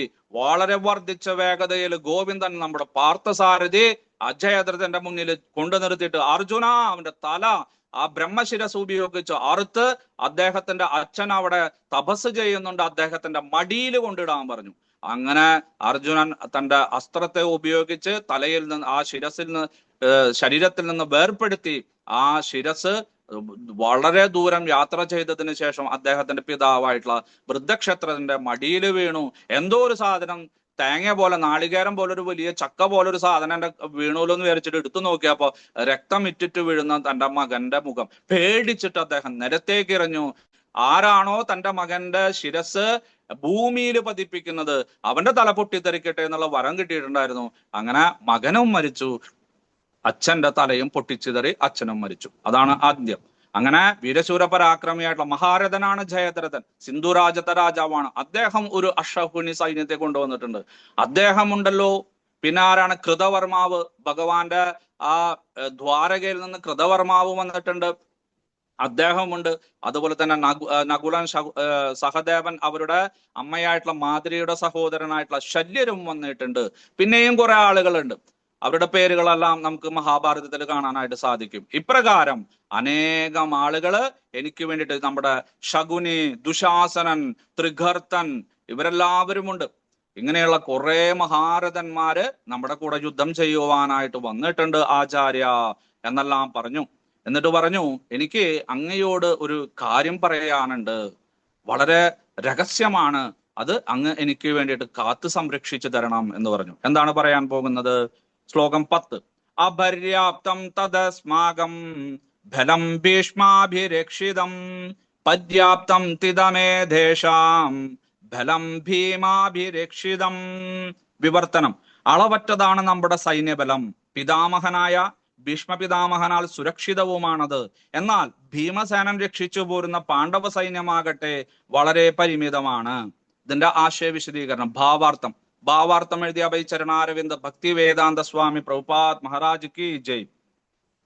രണ്ടു കൂട്ടരുടെയും സൈന്യബലത്തെ ദുര്യോധനൻ താരതമ്യപ്പെടുത്തുകയാണ്. തന്റെ സായുധ സേനാബലം അളവറ്റതും പിതാമഹനായ ഭീഷ്മരുടെ തഴക്കമുള്ള കൈകളിൽ സുരക്ഷിതവുമാണെന്ന് അദ്ദേഹത്തിന് ഉറപ്പുണ്ട്. മറിച്ച് പാണ്ഡവരുടെ സൈന്യം പരിമിതവും ഏറെ യുദ്ധപരിചയമൊന്നുമില്ലാത്ത ഭീമസേനൻ രക്ഷിക്കുന്നതുമാണ്.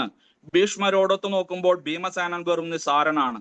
ദുര്യോധനന് എന്നും ഭീമനോട് അസൂയയുണ്ടായിരുന്നു. കാരണം താൻ കൊല്ലപ്പെടുകയാണെങ്കിൽ അത് ഭീമസേനന്റെ കൈകൊണ്ടായിരിക്കുമെന്ന് അദ്ദേഹത്തിന് അറിയാവുന്നത് കൊണ്ട് തന്നെ. എങ്കിലും ഭീമസേനനേക്കാൾ വളരെയധികം കഴിവുള്ള ഭീഷ്മ പിതാമഹന്റെ സേനാധിപത്യം തനിക്ക് വിജയം നേടിത്തരുമെന്ന് അദ്ദേഹം പ്രതീക്ഷിച്ചു. യുദ്ധത്തിൽ നിശ്ചയമായും വിജയശ്രീലാളിതനാകുമെന്ന് ദുര്യോധനൻ കരുതി. ഇവിടെ ആ ഭഗവത്ഗീത വ്യാഖ്യാനം ചെയ്ത ആളുകൾക്കെല്ലാം വളരെയധികം വിഷമത്തെ കൊടുത്തിട്ടുള്ള ഒരു ശ്ലോകമാണിത്. ഇങ്ങനെ 2-3 ശ്ലോകങ്ങളുണ്ട് ഭഗവത്ഗീതയിൽ. കാരണം ശരിയായിട്ടുള്ള അർത്ഥം ഗ്രഹിക്കാൻ സാധിക്കാതെ, അല്ലെങ്കിൽ വേദവ്യാസ മഹർഷിയുടെ മനോനില മനസ്സിലാക്കാതെ ചില ആളുകൾ ഇതിനെല്ലാം വേറെ വേറെ ദുർവ്യാഖ്യാനമെല്ലാം ചെയ്യാറുണ്ട്. നമുക്കും കേൾക്കുമ്പോൾ അത് മനസ്സിലാക്കാനായിട്ട് സാധിക്കും. ഇവിടെ ദുര്യോധനന്റെ വാക്കുകളിൽ നമുക്ക് പറയാണ്, അപര്യാപ്തം തദസ്മാകം ഫലം ഭീഷ്മാഭിരക്ഷിതം. സാധാരണയായിട്ട് പറഞ്ഞാൽ ഭീഷ്മ പിതാമഹനാൽ രക്ഷിക്കപ്പെടുന്ന അസ്മാകം തം ഫലം, നമ്മുടെ സൈന്യമാകട്ടെ അപര്യാപ്തമാണ്. അയ്യോ, അപര്യാപ്തമാണല്ലോ നമ്മുടെ സൈന്യം. എന്നാലോ പര്യാപ്തം തിതമേദേശാം ഫലം ഭീമാഭിരക്ഷിതം, ഭീമസേനാൽ രക്ഷിക്കപ്പെടുന്ന അവരുടെ സേനയാകട്ടെ പര്യാപ്തമാണ്. അല്ലെ, ഇതാണ് സാധാരണ അർത്ഥം ഈ ശ്ലോകത്തിൽ പറഞ്ഞിരിക്കുന്നത്. നമ്മുടെ നാട്ടില് പര്യാപ്തം, അവൻ പര്യാപ്തത നേടിയിട്ടുണ്ട്, അവൻ പര്യാപ്തത നേടിയിട്ടില്ല, അങ്ങനെയൊക്കെ പറഞ്ഞ എന്താണ്, അവന് കഴിവില്ല, അല്ലെ, അവൻ അതിനുള്ള യോഗ്യതയില്ല, അവൻ അതിനുള്ള ഗുണങ്ങളില്ല, അങ്ങനെയാണ് ശരിക്കും നമ്മുടെ അർത്ഥം. പക്ഷെ ഇത് സംസ്കൃതത്തില് നേരെ വിപരീതമാണ്. സംസ്കൃതത്തില് ഈ പര്യാപ്തം അപര്യാപ്തം എന്നൊക്കെ പറഞ്ഞതെന്ന് വെച്ചാൽ നമ്മൾ പറയുന്നതല്ല. നമ്മൾ വൈരാഗ്യത്തിനെ കുറിച്ച്, അല്ലെ, വൈരാഗ്യത്തിനെ കുറിച്ച് ചിന്തിച്ചു. നമ്മൾ വൈരാഗ്യം, അല്ല, ഭയങ്കര വൈരാഗ്യമാണെന്ന് പറഞ്ഞതെന്ന് വെച്ചാൽ നമ്മുടെ സാധാരണ ഭാഷയിൽ എന്താണ്, വിദ്വേഷം, ദേഷ്യം, അല്ലെ, കോപം, ഇതൊക്കെയാണ്. പക്ഷെ ശരിക്കുള്ള അർത്ഥം എന്താണ്, വിരക്തി. മാനം, അല്ലെ, മാനം എന്ന് പറയുന്നതെന്ന് വെച്ചാൽ നമ്മുടെ സാധാരണ ഭാഷയിൽ നമ്മള് ആകാശം, അതൊക്കെയാണ്. പക്ഷെ അപമാനം അല്ലെങ്കിൽ ബഹുമാനം, അതിനെ കുറിച്ചിട്ടാണ് സംസ്കൃതത്തിലൊക്കെ പറയുന്നത്. ഇങ്ങനെ കുറച്ച് വാക്കുകൾ മലയാളത്തിലും സംസ്കൃതത്തിലും എല്ലാം ഒരു ചെറിയ ഭേദമുള്ളതായിട്ട് കാണാനായിട്ട് സാധിക്കും സംസാരത്തിൽ വരുന്ന സമയത്ത്. ഇവിടെ അതേപോലെ തന്നെ രണ്ട് വാക്കുകളാണ്, അപര്യാപ്തം, പര്യാപ്തം. പല പല ആളുകളും, ശങ്കരാചാര്യര്, അദ്ദേഹത്തിന്റെ ശിഷ്യന്മാരായിട്ടുള്ള പല ആളുകളും അതിനെ പല രീതിയിൽ വ്യാഖ്യാനിക്കുന്നുണ്ട്.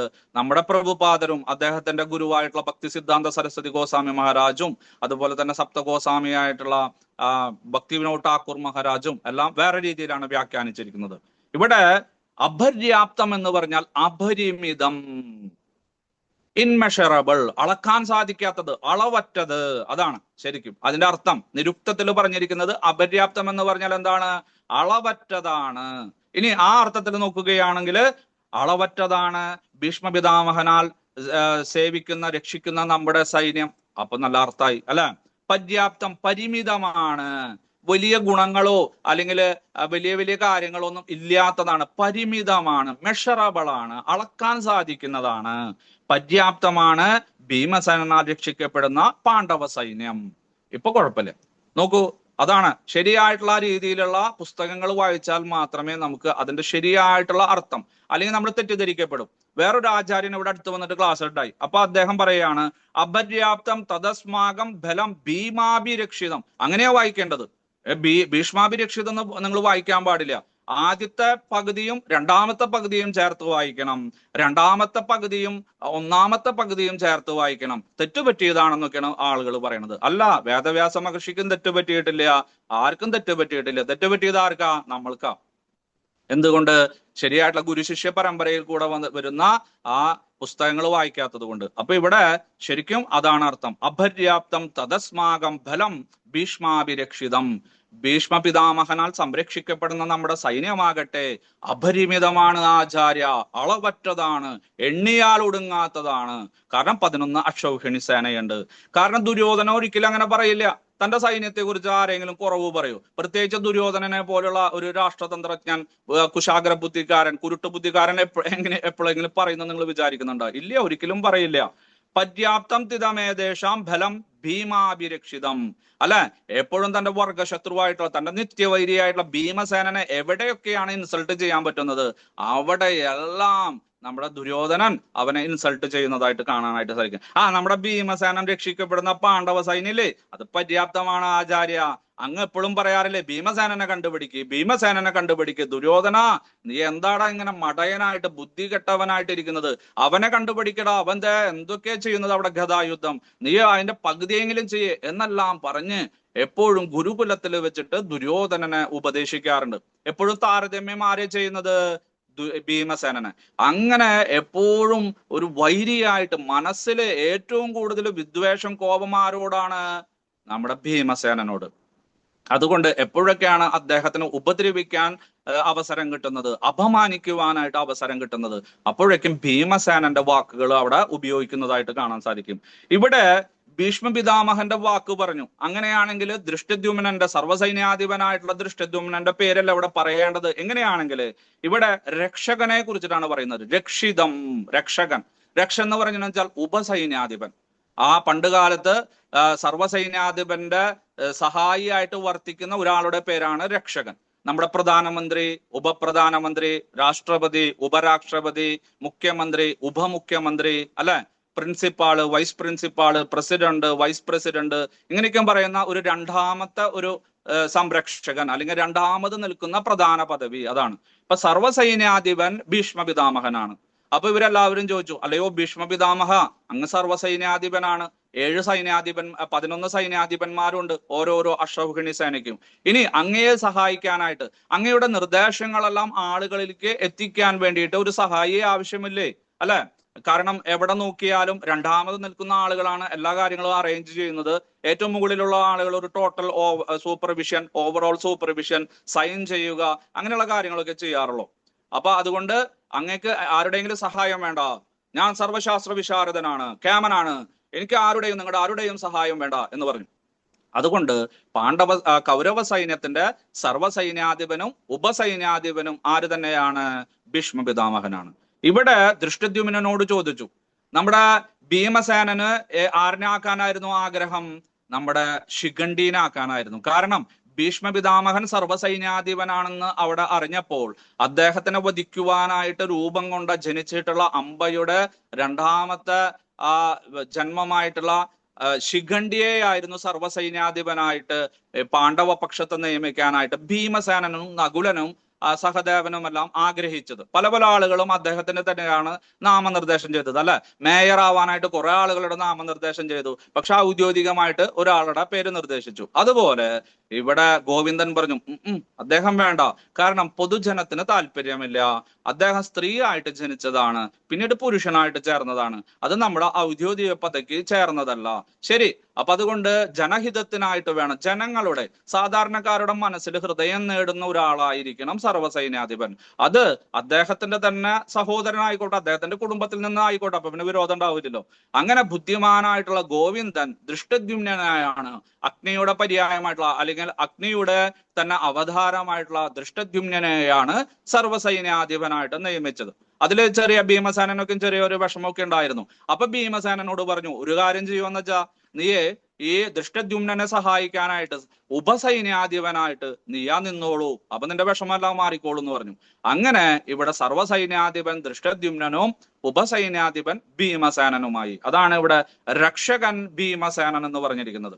തന്റെ സൈന്യത്തെ, കാരണം സർവ്വസൈന്യാധിപൻ ഒരു പദവിയാണ്, അദ്ദേഹം എല്ലാ കാര്യങ്ങളും നോക്കുന്നുണ്ടെങ്കിലും ആ സൈന്യത്തെ സംരക്ഷിക്കേണ്ടതും ഇന്നെന്ന കാര്യങ്ങൾ ചെയ്യേണ്ടതും ആ വ്യൂഹത്തെ ക്രമീകരിക്കേണ്ടതും ഈ വ്യൂഹത്തിന്റെ മർമ്മസ്ഥാനങ്ങളിൽ ആരൊക്കെയാണ് നിൽക്കുന്നത്, എത്ര പേരുണ്ട്, ഇന്നലെ എത്ര പേര് മരിച്ചു, ഇന്ന് എത്ര പേരുണ്ട്, ഇതെല്ലാം ആ സർവ്വസൈന്യാധിപന് വിവരം കൊടുക്കേണ്ടത് ആരാണ്? രക്ഷകനാണ്. അപ്പൊ അതുകൊണ്ട് ഭീമസേനൻ രക്ഷകനായി. അവിടെയാണെങ്കിലോ സർവ്വസൈന്യാധിപനും ഉപസൈന്യാധിപനും ഒരാള് തന്നെ. അതുകൊണ്ട് ആചാര്യ, എന്നാലും ഒരു ശ്രദ്ധ അങ്ങേക്ക് വേണമെന്ന് പറഞ്ഞ് വളരെ മഹത്തരമായിട്ടുള്ളൊരു ശ്ലോകമാണ് പറയുന്നത്. അങ്ങ് എനിക്ക് വേണ്ടിയിട്ട് ഒരു കാര്യം ചെയ്യണം. എന്താണ്?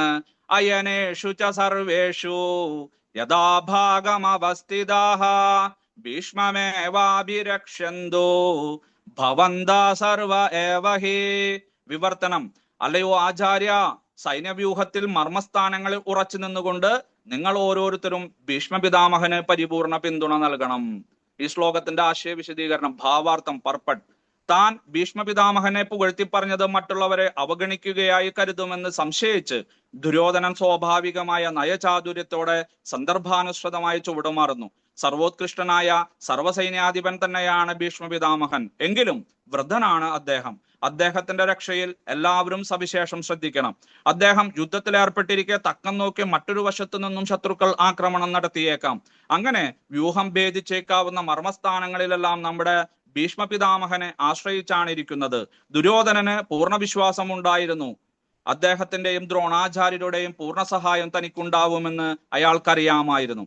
അർജുനന്റെ പത്നിയായ ദ്രൗപദിയെ പ്രമുഖ സേനാധിപന്മാരെല്ലാം അടങ്ങിയ സദസ്സിൽ വെച്ച് വസ്ത്രങ്ങൾ അഴിക്കപ്പെടാൻ നിർബന്ധിതയായപ്പോൾ തന്നോട് നീതി ചെയ്യണമെന്ന് കരഞ്ഞ് അപേക്ഷിച്ചിട്ടും അവർ രണ്ടുപേരും ഒരക്ഷരം മിണ്ടുകയുണ്ടായില്ലല്ലോ. ആ രണ്ടുപേർക്കും പാണ്ഡവരോട് സ്നേഹമുണ്ടെന്ന് തനിക്ക് അറിയായികയല്ല. എങ്കിലും അന്നത്തെ ചൂതുകളി പോലെയുള്ള സന്ദർഭങ്ങളിൽ സംഭവിച്ചത് തന്നെ ഇപ്പോഴും സംഭവിക്കും. അതായത് ആ സ്നേഹമൊക്കെ തുടച്ചു നീക്കപ്പെടുമെന്ന് തന്നെ ദുര്യോധനൻ പ്രതീക്ഷിച്ചു. അതുകൊണ്ട് ആചാര്യ, നമ്മുടെ സർവ്വസൈന്യാധിപനായിട്ടുള്ള ഭീഷ്മ പിതാമഹൻ സ്വച്ഛന്ത മൃത്യുവാണ്.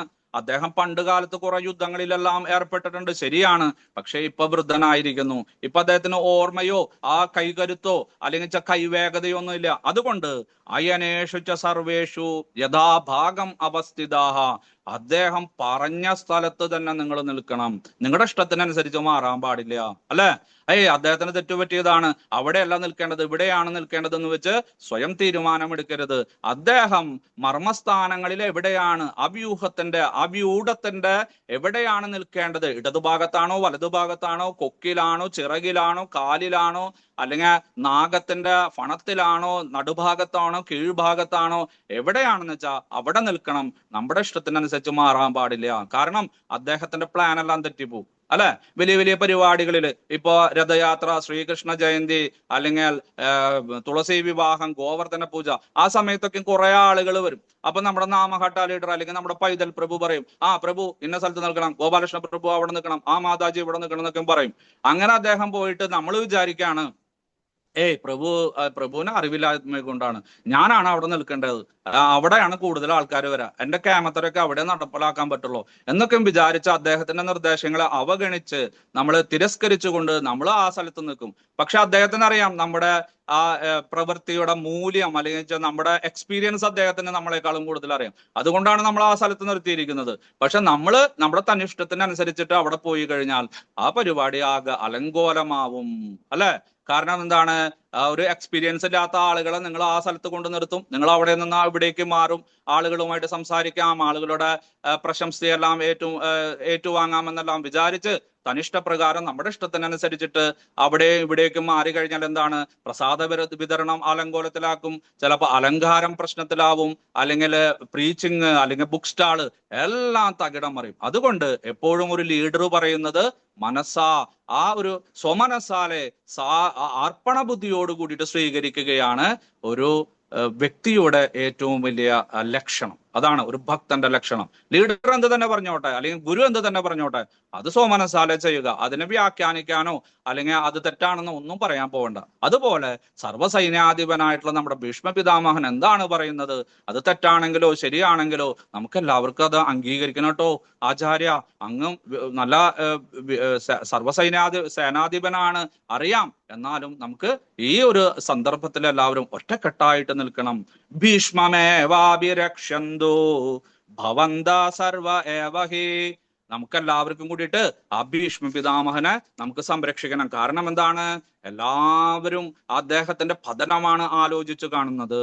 കാരണം ഇവിടെ ശിഖണ്ഡിയുടെ ആ ജനന വൃത്താന്തമെല്ലാം ദുര്യോധനനും അതുപോലെ തന്നെ സകല ആളുകൾക്കും അറിയാം, എല്ലാവർക്കും അറിയാം. നേരത്തെ പറഞ്ഞിട്ടുള്ള വിചിത്രവീര്യന് വേണ്ടിയിട്ട് വിവാഹം സമയത്ത് സ്വയംവരം കാശി രാജാവ്, നമ്മുടെ കാശി വാരണാസിയിലെ രാജാവ് അബീബു മഹാരാജാവ് തന്റെ മക്കളായിട്ടുള്ള അംബിക അംബാലികയുടെ വിവാഹ നിശ്ചയത്തിന് സ്വയംവരത്തിന് സകല ആളുകളെയും ക്ഷണിച്ചു. പക്ഷെ ആ സമയത്ത് ഹസ്തിനാപുരവുമായിട്ട് ചെറിയ ഒരു അകലച്ച ഉണ്ടായിരുന്നു കാശി രാജാവിന്. അതുകൊണ്ട് കാശി രാജാവ് ഹസ്തിനാപുരത്തിൽ പറഞ്ഞില്ല. പിന്നെ പറയേണ്ട ആവശ്യമില്ല എന്ന് കരുതി. കാരണം എന്താണ്? കുട്ടിക്ക് 18 വയസ്സാവണുള്ളൂ, വിവാഹപ്രായം ഒന്നും എത്തിയിട്ടില്ല. രണ്ടാമത്തെ കാര്യം, ഭീഷ്മ പിതാമഹനാണ്, അദ്ദേഹം വിവാഹം ഒന്നും കഴിക്കില്ല. പിന്നെ ആർക്ക് വേണ്ടിയിട്ട് അവിടെ ക്ഷണിക്കണമെന്ന് വിചാരിച്ച് ക്ഷണക്കത്തൊന്നും അയച്ചില്ല. പക്ഷെ സത്യവതി പറഞ്ഞു, അല്ലയോ ഭീഷ്മ പിതാമഹ, നമ്മുടെ കുട്ടിക്ക് 18 വയസ്സ് കഴിയാറായി, അവന് എന്തെങ്കിലും ഒരു ഉത്തരവാദിത്തം കിട്ടണം. അവന് വിവാഹം കഴിഞ്ഞാൽ ചിലപ്പോൾ ഉത്തരവാദിത്വം കൂടും. താങ്കളോ വിവാഹം കഴിക്കണില്ല, ഇനി എന്റെ മൂത്തപുത്രനായിട്ടുള്ള ചിത്രാംഗതം മരിച്ചു, ഇനി ഇവനാണല്ലോ, അതുകൊണ്ട് വേഗം തന്നെ നമുക്ക് വംശവർധനയെല്ലാം ഉണ്ടാക്കാമെന്ന് പറഞ്ഞ് താങ്കൾ പോയിട്ട് ആ 3 കുട്ടികളെയും ഇങ്ങോട്ട് തട്ടിക്കൊണ്ട് പോരാന്ന് പറഞ്ഞു. അങ്ങനെ സ്വയംവര ദിവസം അവിടെ കാശിരാജത്ത് പോയിട്ട്, നമ്മുടെ ആ സമയത്തൊക്കെ നല്ല വീരശൂര പരാക്രമിയായിരുന്നു കേട്ടോ, 10-40 വയസ്സുണ്ടായിരുന്നുള്ളൂ.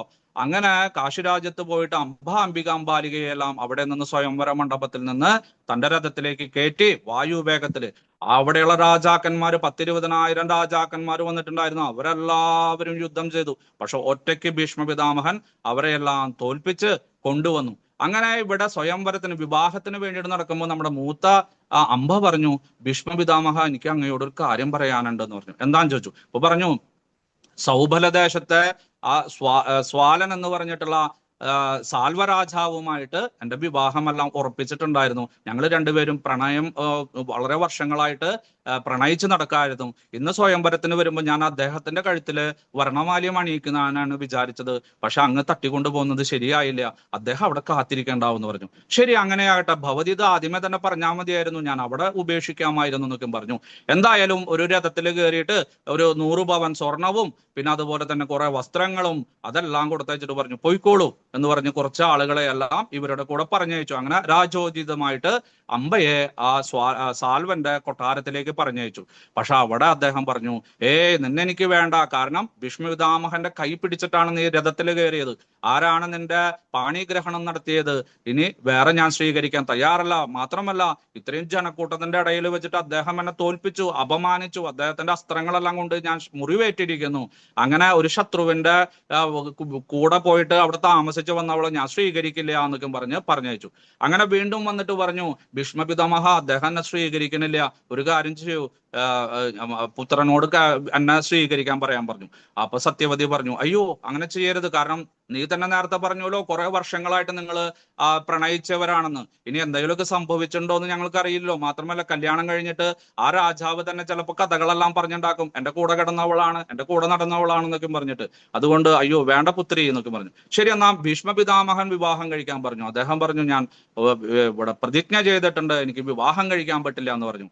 അങ്ങനെ ഇവള് ജീവൻ ഒടുക്കുവാനായിട്ട് അവിടെ കാട്ടിലേക്ക് പോയി. കാട്ടിൽ ചെന്നപ്പോ ഹോത്രവീൻ എന്ന് പറഞ്ഞിട്ടുള്ള ഒരു രാജർഷിയെ കണ്ടു. ഈ കാശി രാജാവിന്റെ ഭാര്യയുടെ അച്ഛനായിരുന്നു, അതായത് അംബയുടെ മുത്തച്ഛൻ. അംബയുടെ മുത്തച്ഛൻ, എന്താ കുട്ടി, എന്താ കരഞ്ഞു വന്നതെന്ന് ചോദിച്ചു. പറഞ്ഞു, ഇങ്ങനെ ഒരു സംഭവം ഉണ്ടായി മുത്തച്ഛ എന്ന് പറഞ്ഞു. നീ പേടിക്കണ്ട, നമുക്ക് ഒരു കാര്യം ചെയ്യാം, പരശുരാമനുണ്ട്, നമ്മുടെ ഭീഷ്മപിതാമഹന്റെ ഗുരുവാണ്, ഗുരു പറഞ്ഞാൽ ചിലപ്പോൾ കേൾക്കുന്നു പറഞ്ഞിട്ട് പരശുരാമന്റെ അടുത്തേക്ക് പോയിട്ടുണ്ടായ കാര്യങ്ങളെല്ലാം പറഞ്ഞു. പരശുരാമൻ പറഞ്ഞു, ഞാൻ ഉപദേശിച്ചു നോക്കാം എന്ന് പറഞ്ഞ് പരശുരാമൻ ഹസ്തിനാപുരത്തിൽ കുരുക്ഷേത്രത്തിൽ വന്നിട്ട് തന്റെ ശിഷ്യനായിട്ടുള്ള അകൃതവ്രണനെ പറഞ്ഞയച്ചിട്ട് പറഞ്ഞു, സന്ദേശം ഇവിടെ കുരുക്ഷേത്രത്തിലേക്ക് വരൂ, കാരണം കുരുക്ഷേത്ര ഭൂമി പുണ്യഭൂമിയാണ്. മാത്രമല്ല 21 തവണ ക്ഷത്രിയരെ വധം കഴിച്ച സ്ഥലമാണ് പരശുരാമൻ. അതുകൊണ്ട് ആ സ്ഥലത്തിന്റെ ഗാംഭീര്യം പരശുരാമൻ അറിയാം, തന്റെ ഭൂമിയാണെന്നറിയാം. അങ്ങനെ ഇവിടേക്ക് വരാൻ പറഞ്ഞു. അങ്ങനെ ഹസ്തിനാപുരയിൽ നിന്ന് ഭീഷ്മപിതാമഹൻ ഇവിടെ കുരുക്ഷേത്ര ഭൂമിയിലെത്തി ആചാര്യനെ നമസ്കരിച്ചു. എന്താ ഗുരു വന്നത്, കാര്യങ്ങളെല്ലാം പറയാൻ പറഞ്ഞു. ഇങ്ങനെ ഒരു സംഭവം ഉണ്ടായി, നീ ഇവളെ സ്വീകരിക്കണം എന്ന് പറഞ്ഞു. ഇല്ല ആചാര്യ, ഈ ഒരു കാര്യത്തിൽ എന്നെ ഉപദേശിക്കരുത്, ഞാൻ പ്രതിജ്ഞ ചെയ്തിട്ടുള്ളതാണ്, അതുകൊണ്ടാണ് എനിക്ക് ഭീഷ്മപിതാമഹൻ എന്ന പേര് വന്നതെന്ന് പറഞ്ഞു. ശരി, അങ്ങനെയാണെങ്കിൽ യുദ്ധം ചെയ്യാമെന്ന് പറഞ്ഞ് 21 ദിവസം ആ കുരുക്ഷേത്ര ഭൂമിയിൽ യുദ്ധം ചെയ്തു രണ്ടുപേരും. അവസാനം ആകാശവാണി ഉണ്ടായി, നാരദ മഹർഷിയും മറ്റുള്ളവരുമെല്ലാം പ്രത്യക്ഷപ്പെട്ടു, മഹാദേവനും ബ്രഹ്മാവുമെല്ലാം പ്രത്യക്ഷപ്പെട്ടു. നോക്കൂ, നിങ്ങൾ രണ്ടുപേരും തുല്യശക്തികളാണ്, പ്രപഞ്ചമെല്ലാം നശിക്കും നിങ്ങൾ യുദ്ധത്തിൽ ഏർപ്പെട്ട് കഴിഞ്ഞാൽ. അതുകൊണ്ട് അദ്ദേഹം സ്വച്ഛന്ത മൃത്യുവാണ്, ഇദ്ദേഹവും ചിരഞ്ജീവിയാണ്, രണ്ടുപേർക്കും മരണമുണ്ടാവില്ല, അതുകൊണ്ട് നിങ്ങൾ യുദ്ധം നിർത്തൂ, പോകൂ എന്ന് പറഞ്ഞു. അങ്ങനെ രണ്ടുപേരും സുല്ലു പറഞ്ഞിട്ട് അവിടെ നിന്ന് കൊട്ടാരത്തിലേക്കും ആശ്രമത്തിലേക്കും യാത്രയായി. അവിടെ നിന്ന് അപമാനിതയായിട്ടുള്ള ഈ ജന്മത്തിൽ എനിക്ക് പറ്റില്ല എന്ന് വിചാരിച്ചിട്ട് നമ്മുടെ അംബ വീണ്ടും പോയിട്ട് സുബ്രഹ്മണ്യനെ, സർവ്വസൈന്യാധിപനായിട്ടുള്ള ദേവന്മാരുടെ സർവ്വസൈന്യാധിപനായിട്ടുള്ള സുബ്രഹ്മണ്യനെ തപസ് ചെയ്തു. ഒരു നീല താമരമാല കൊടുത്തിട്ട് പറഞ്ഞു, ഇത് ധരിച്ചവന് ആ ഭീഷ്മപിതാമഹനെ വധിക്കുവാനായിട്ട് സാധിക്കും. ഇവള് അനേകം വർഷങ്ങൾ ഇങ്ങനെ അലഞ്ഞു തിരിഞ്ഞു ആരെങ്കിലും ഈ മാല സ്വീകരിക്കുവാനായിട്ട്. പക്ഷെ ഭീഷ്മപിതാമഹനോട് ഭയവും ഭക്തിയും ബഹുമാനമുള്ളത് കൊണ്ട് ആരും സ്വീകരിക്കാൻ തയ്യാറായില്ല. അവസാനം പരമശിവനെ തപസ് ചെയ്ത് പ്രത്യക്ഷപ്പെടുത്തിയിട്ട് പറഞ്ഞു, എനിക്ക് ഭീഷ്മപിതാമഹനെ വധിക്കണമെന്ന് പറഞ്ഞു. പരമശിവൻ പറഞ്ഞു, ഇപ്പൊ പെട്ടില്ല, നിനക്ക് ഈ ജന്മത്തിൽ പറ്റില്ല, അടുത്ത ജന്മത്തിൽ തീർച്ചയായിട്ടും സാധിക്കുമെന്ന് പറഞ്ഞു. അവിടെ 12 വർഷം അവിടെ തപസ് ചെയ്ത് അവിടെ ധ്യാനം ചെയ്ത് ഹോമകുണ്ടത്തിൽ ചാടി ആത്മഹത്യ ചെയ്തു. ആ സമയത്ത് ഇവിടെ പാഞ്ചാലദേശത്ത് ദ്രുപദ മഹാരാജാവിന് കുട്ടികളൊന്നും ഉണ്ടായിരുന്നില്ല. മഹാദേവനെ തപസ് ചെയ്ത് ഇരിക്കുകയായിരുന്ന സമയം. അങ്ങനെ മഹാദേവൻ വിചാരിച്ചു, അവിടെ ഭീഷ്മപിതാമഹനെ വധിക്കാനായിട്ട് ഒരാളുണ്ടാവണം, രണ്ടുപേരുടെയും പ്രാർത്ഥന പൂർത്തീകരിക്കണമെന്ന് പറഞ്ഞു. അങ്ങനെ അവർക്കൊരു കുട്ടി ജനിച്ചു, ശിഖണ്ഡിനി. അങ്ങനെ പെൺകുട്ടിയായിരുന്നു. ദ്രുപദ മഹാരാജാവിന് വളരെ വിഷമമായി. മഹാദേവനോട് പറഞ്ഞു, അങ്ങ് ആൺകുട്ടിയെ ഞാൻ ചോദിച്ചത്, പെൺകുട്ടിയല്ലേ തന്നേന്ന് പറഞ്ഞു. പേടിക്കേണ്ട, വർഷങ്ങൾ കഴിയുമ്പോൾ ആൺകുട്ടിയായിട്ട് മാറുമെന്ന് പറഞ്ഞു. അങ്ങനെ ആൺകുട്ടിയെ പോലെ വസ്ത്രങ്ങളെല്ലാം ധരിപ്പിച്ച് അവനെ ആൺകുട്ടിയായിട്ട് വളർത്തി വിവാഹപ്രായം എത്തി. ദാശാർണ രാജാവായ ഹിരണ്യവർമ്മന്റെ മകളെ വിവാഹം കഴിച്ചു. വിവാഹം കഴിഞ്ഞ് മധുവിനുവിനെല്ലാം പോയ സമയത്ത് മനസ്സിലായി തന്റെ ഭർത്താവ് ആണല്ല പെണ്ണാണെന്ന് മനസ്സിലായി. അങ്ങനെ അച്ഛനോട് പറഞ്ഞു. അച്ഛൻ വളരെ സൈന്യവുമായിട്ട് വന്നു, യുദ്ധം ചെയ്യാനായിട്ട് ഇദ്ദേഹത്തിന് ആജ്ഞകളെല്ലാം നൽകി. വേഗം തന്നെ ശിഖണ്ഡി അവിടെ നിന്ന് ഓടി രക്ഷപ്പെട്ട് ഒരു വനത്തിലെത്തി അവിടെ ഇരുന്ന് കരയാനായിട്ട് ആരംഭിച്ചു. ആ മരത്തിന്റെ മുകളില് സ്തൂണകർണൻ എന്ന് പറഞ്ഞ ഒരു രക്ഷൻ അവിടെ കുറച്ചു നാളത്തേക്ക് താമസിക്കാൻ വന്നിട്ടുണ്ടായിരുന്നു, 6 മാസത്തേക്ക്. അങ്ങനെ ഈ യക്ഷനെ ഇവിടെ കണ്ടപ്പോ വളരെയധികം ദയ തോന്നി. എന്താ കുട്ടിക്ക് അറിയണമെന്ന് ചോദിച്ചു. ഇങ്ങനൊരു സംഭവം ഉണ്ടായെന്ന് പറഞ്ഞു. ഒരു കാര്യം ചെയ്യാം, ഞാൻ പുരുഷനാണ്, എന്റെ ജനനേന്ദ്രിയം നിനക്ക് തരാം, നിന്റെ ജനനേന്ദ്രിയം എനിക്ക് തരൂ. പക്ഷെ 6 മാസം കഴിഞ്ഞിട്ട് കുട്ടികൾ ഉണ്ടായിട്ട് അപ്പൊ തന്നെ എനിക്ക് തിരിച്ചു വരണേ, എനിക്ക് തിരിച്ചു നമ്മൾക്ക് വീണ്ടും ലിംഗമാറ്റ ശസ്ത്രക്രിയ എല്ലാം ചെയ്തിട്ട് നീ പോയിക്കോളൂ എന്ന് പറഞ്ഞു. ശരി, അങ്ങനെ ആകട്ടെ എന്ന് പറഞ്ഞ് അവിടെ വെച്ചിട്ട് അവരുടെ ജനനേന്ദ്രിയങ്ങളെല്ലാം മാറി കൊട്ടാരത്തിലേക്ക് പോയി എന്നെ പരിശോധിച്ചോളൂ എന്ന് പറഞ്ഞു. അങ്ങനെ ഹിരണ്യമർവാമന്റെ ദാസിമാരും അവിടെ നിന്ന് വന്നിട്ടുള്ള ആളുകളെല്ലാം പരിശോധിച്ചപ്പോൾ ഇദ്ദേഹം പുരുഷൻ തന്നെയാണ്, മകൾക്ക് തെറ്റുപറ്റിയതാണെന്ന് പറഞ്ഞു. അങ്ങനെ അവർ താമസിച്ചു, കുട്ടികളുണ്ടായി. കുട്ടി ക്ഷാത്രവർദ്ധൻ എന്ന് പറഞ്ഞിട്ടുള്ള കുട്ടിയൊക്കെ ഉണ്ടായി. അങ്ങനെ തിരിച്ച് ഇവിടേക്ക് വരുന്ന സമയത്ത് ഇവിടെ ഒരു സംഭവം ഉണ്ടായി. നമ്മുടെ യക്ഷന്മാരുടെ രാജാവായിട്ടുള്ള കുബേരൻ വന്നിട്ടുണ്ടായിരുന്നു തന്റെ സൈന്യാധിപനെ കാണാനായിട്ട്, സ്തൂണകർണനെ കാണാനായിട്ട്. കുറെ വിളിച്ചിട്ടും പുറത്തേക്ക് വരുന്നില്ല.